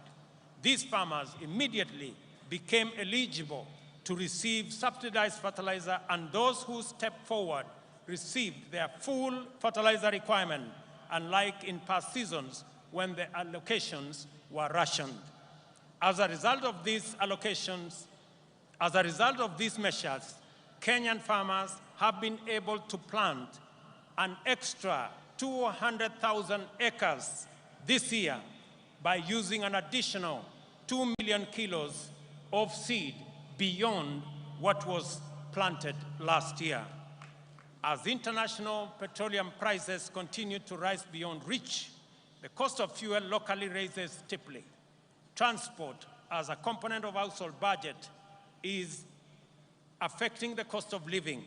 We have to liberate Kenyans from the reliance on transport that depends on petroleum.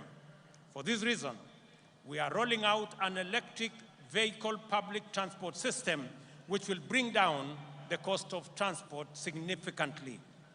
Our border industry is about to experience inclusive transformation through the introduction of more efficient, affordable, and clean motor vehicles. With this intervention, owning and operating a border will become affordable, secure, and profitable. I am eager that this information reaches the seconder of my presidential nomination, Mr. Calvin Ochieng, who operates in Kilimani, so that he can escalate his hustle to the next level. I have some good news for my border friends. When I went around the country, they stepped forward and they told me they are victims of an exploitative financing system. I want to tell them, my good friends, I have some good news for you. We are developing, and by September this year, we will have a mechanism where you can get your border that does not need petrol, that will be run on electricity, one that is financed by not a predatory system, but one that respects the interests of those who purchase the borders. A healthy nation is liberated from human suffering and empowered to pursue their livelihoods and dreams without the hindrance and underperformance associated with ill health. A healthy nation is a happy nation.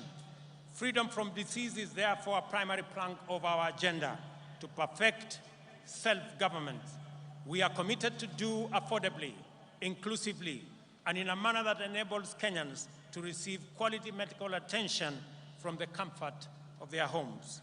Towards this end, we are reforming the National Health Insurance Fund to meet the urgent needs of Kenyans at the bottom of the socio-economic structure by actualizing its purpose as a social medical insurance facility.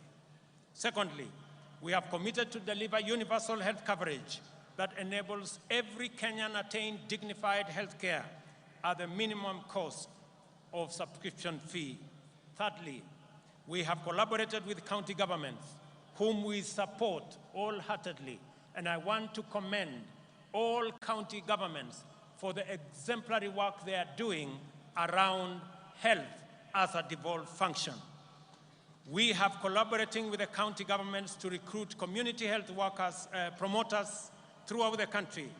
100,000 of them will be recruited under this program, and this number will make every one promoter available for 100 households.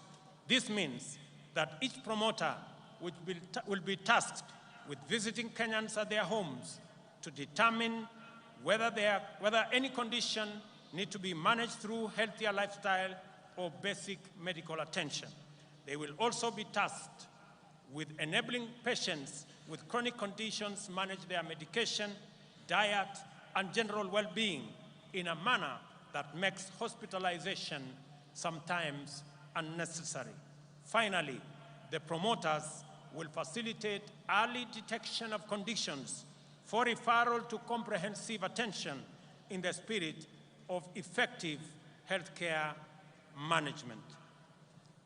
Ladies and gentlemen, the imperative of Madaraka mandates us to build a strong, democratic, prosperous nation through the successful pursuit of high productivity and competitiveness. Industrialization and technology innovation is one such movement. All these things require people who are all empowered with knowledge, skills, and understanding, not only to effectively participate as informed citizens of a democracy, but also to pursue meaningful livelihoods and perform their share of economic production, and even go further and imagine, create, and build the Kenya of our future. Education, therefore, matters for our freedom and self-reliance, and is the enabler and optimizer of every other undertaking. We have taken all possible measures and pursued every available option to actualize our vision to make education at all levels accessible, affordable, and inclusive, and removed social and economic barriers to the attainment of the highest education by all Kenyans. Beyond subsidizing primary and secondary education in all our public primary and day secondary schools, we have reimagined higher education financing to deliver equity and broader access to all Kenyans, with special attention to enabling the most vulnerable learners to realize their right to education. We have also employed 35,000 teachers in a historic and unprecedented drive to improve the national teacher-pupil ratio and enhance performance. Additionally, we are redesigning the competence-based education curriculum to make it responsive to our education needs at the point of our social, cultural, and economic development. Finally, the National Open University will obtain its charter in the course of this month, and as we speak, courses are being uploaded for commissioning, and later this year, Kenyans will have the opportunity to go to university from the comfort of their homes online. For long, tertiary education in Kenya has been a privilege for the most fortunate, while university education was the exclusive entitlement of the elite. Not anymore. A month ago, I unveiled a new funding model for higher education that will make the universities and technical training fully inclusive financially robust, and capable of competing with their peers globally while contributing to our national socio-economic transformation through innovation, research, and development. The model is aimed at financially supporting increasing numbers of students enrolling in these institutions and ensuring that those from households at the bottom of the socio-economic structure enjoy equal education opportunities. The eternal conundrum of Kenya's integrity agenda revolves around the question of who will watch over the trustees of public interest and who will watch over the watchman. These questions do not arise because we have low trust. Rather, they exist because we have high expectations. Given that these expectations are legitimate, in a technologically driven new millennium, we are increasingly resorting to technology as the answer to our transactional efficiency challenges.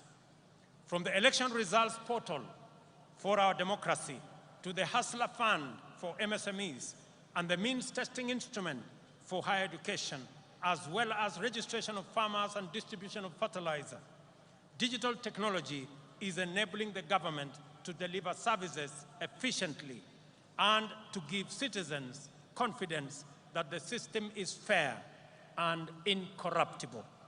We must therefore take a moment today to celebrate technology in general, and in particular, Kenyan fintech and other innovations that are making it possible for us to serve Kenyans to the best possible standard.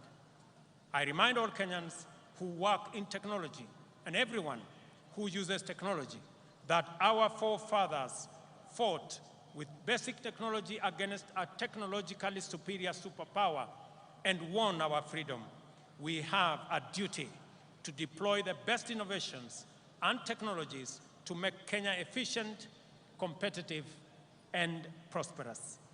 I am persuaded that technology holds the key to improving efficiency, enabling inclusion, promoting transparency and integrity, deepening trust, and strengthening public confidence in government service provision. This is the reason why we are digitizing government information and taking public services online. On this day, I invite all Kenyans to embrace the new era of e-governance, which empowers people everywhere, including the majority at the bottom of the economic structure, to access government services at their convenience through their mobile devices.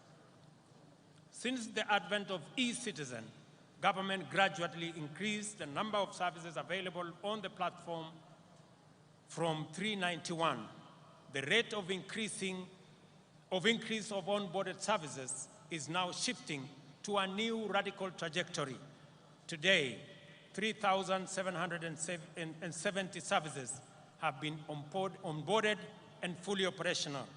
Another 3,000 are on course to being completed. We expect 5,000 services to be online by the end of this month. Our ambition is to offer every government service on e-citizen platform by the end of this year. Finally, as we contemplate all the achievements we are celebrating today, let us reflect on the noble motivations and visions which inspired our heroic freedom fighters to make such immense sacrifices for the sake of freedom, not just for themselves, but also for the rest of their people who were not willing or able to join the struggle. Why did these heroes embrace such profound risk and danger in pursuit of a benefit that everyone else would enjoy? The answer must not only define our attitudes to public service, but it must also shape our understanding of the reasons and values that underlie collective undertakings and social policies. For our freedom fighters, a country in which anyone was unfree and oppressed was not worth living in. We have a duty to translate these truths into our political, social, and economic affairs. our collectivist spirit that anchors competitive individual enterprise encapsulates this magnificent ethos. We owe each other certain duties as members of a community that we call a nation. Whenever we can do anything to make another person's life better, at no or little cost to ourselves, we have a solemn obligation to proceed and do it. There is a fundamental level at which we are morally obligated to think about our duties to the unemployed youth, vulnerable communities struggling in slums, and other people at risk of exclusion. Their struggle for dignity as human beings appeals to our duty of moral consideration. Their complicated pursuit of livelihood can potentially complicate our stable prospects. No human is an island. In community lies power, and to unlock that power, we must attend to our values and build a fund that will help create millions of jobs for millions of our young people and bring a meal on the tables of many hustlers. This is a worthwhile contribution to make for the greater good of our nation, as indeed the freedom fighters who came before us did. As we continue to make progress in our pursuit of the transformation of our economy from the bottom going up, we must remain vigilant that no one is left behind and no resources are lost to waste and corruption. Public servants must ensure that public resources must be utilized solely and exclusively for purposes that serve the interests of all our people. I have made a personal commitment to use all instruments and authority at my disposal to curb waste and eliminate theft. I will not permit greed, lawlessness, or impunity. Ladies and gentlemen, it is our collective duty. Sisi wote kama Wakenya.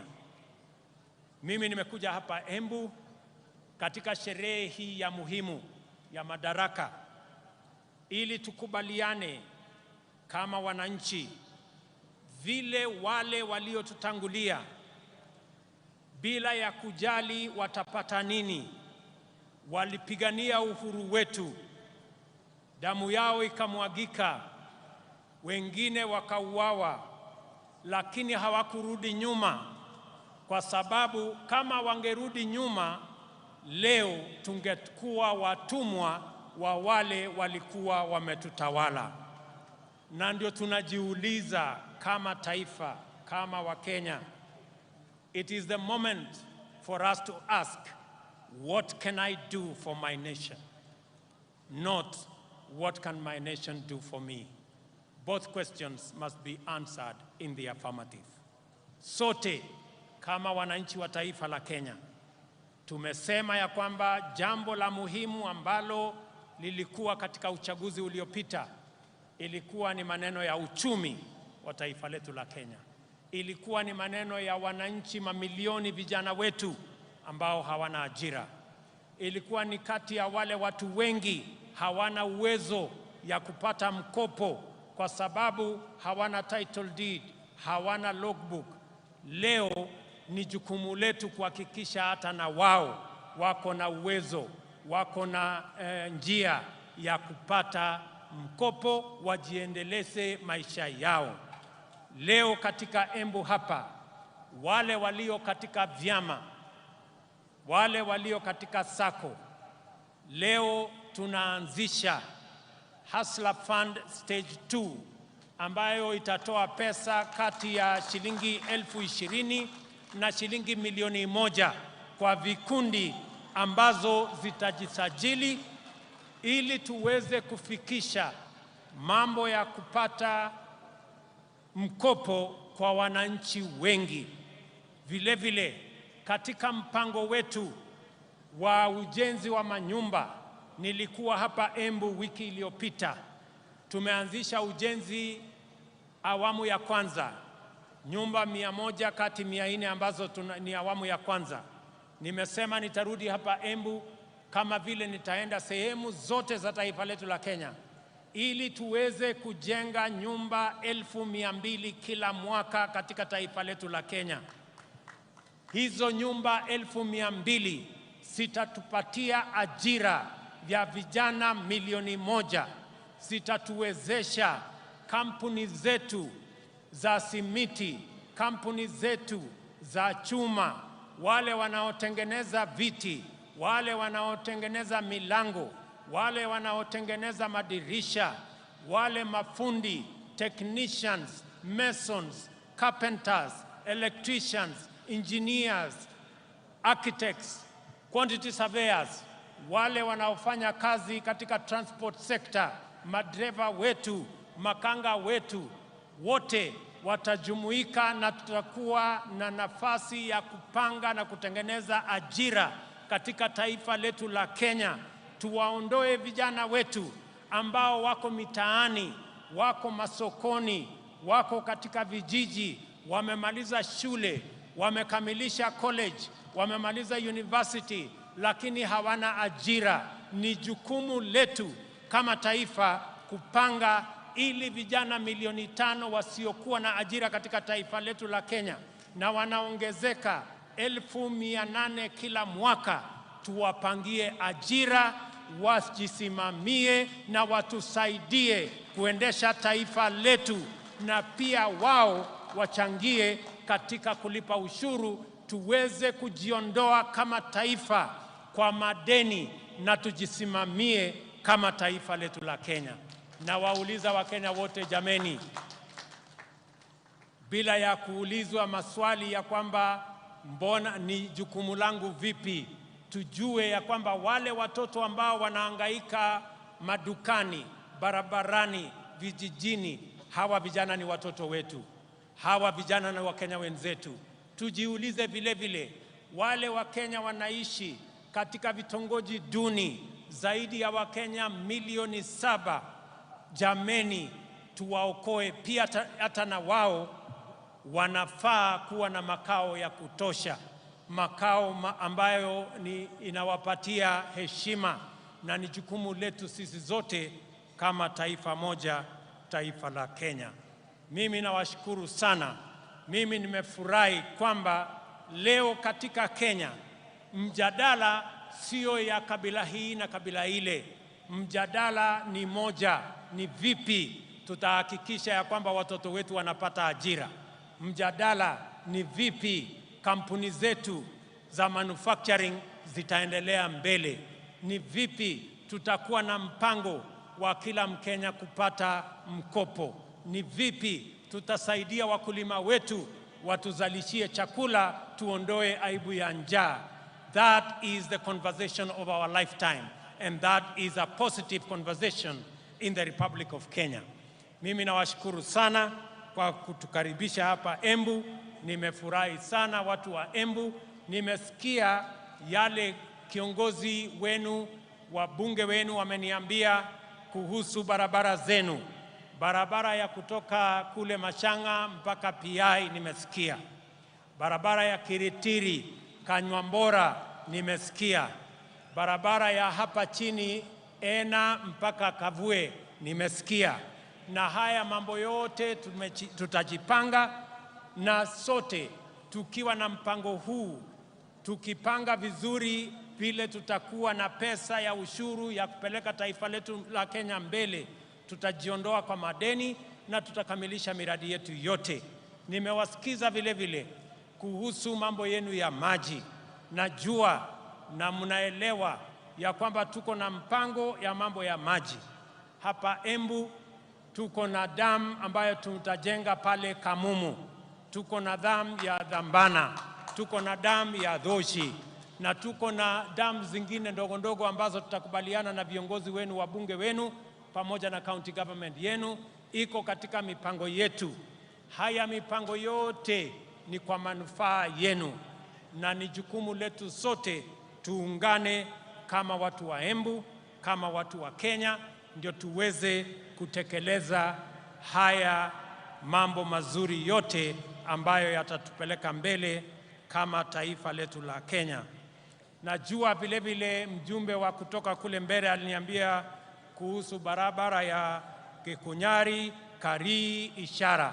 Pia hiyo barabara tutaishughulikia, na zile zingine zote ambazo hazijatajwa hapa. Mimi nataka niwaambie ya kwamba tuko pamoja, tutashirikiana pamoja. Watu wa Embu tumekubaliana? Embu tumekubaliana? Mimi nataka nisikie sauti yenu. Tumekubaliana watu wa Embu? Hebu nisikie sauti yenu tena watu wa Embu kama tumekubaliana. Asanteni sana. It is now my honor and pleasure to introduce and officially launch the second product of Hustler Fund, the Hustler Group Loan. Akiri tutaangalia pale kwa mtandao kidogo. Sasa vikundi kote nchini vinaweza kujiwezesha kwa kuweka akiba na kupata mikopo ya bei nafuu kupitia simu wakijiunga na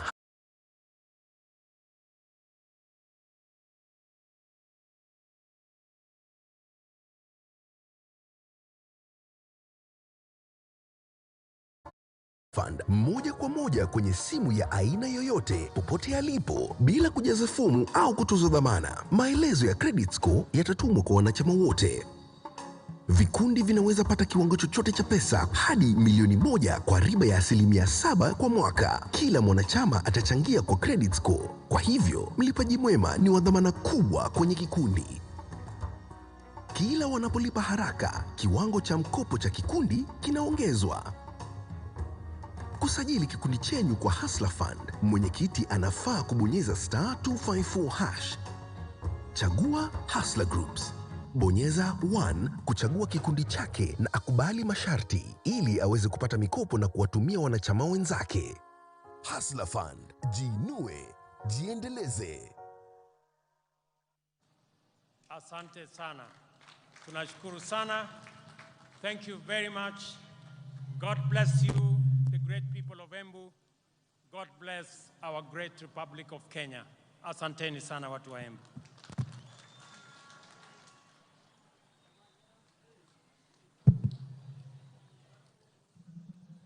Basi nitaomba tutulie kwa heshima. Naomba sote tutulie tafadhali kabla ya wimbo wa taifa. Niweze kuwajuza kwamba atakapokuwa anaondoka Mheshimiwa Rais baada ya wimbo wa taifa, nitaweza kumleta mwenzangu Mike Gitonga aweze kutupa itifaki ya kuondoka mahali hapa.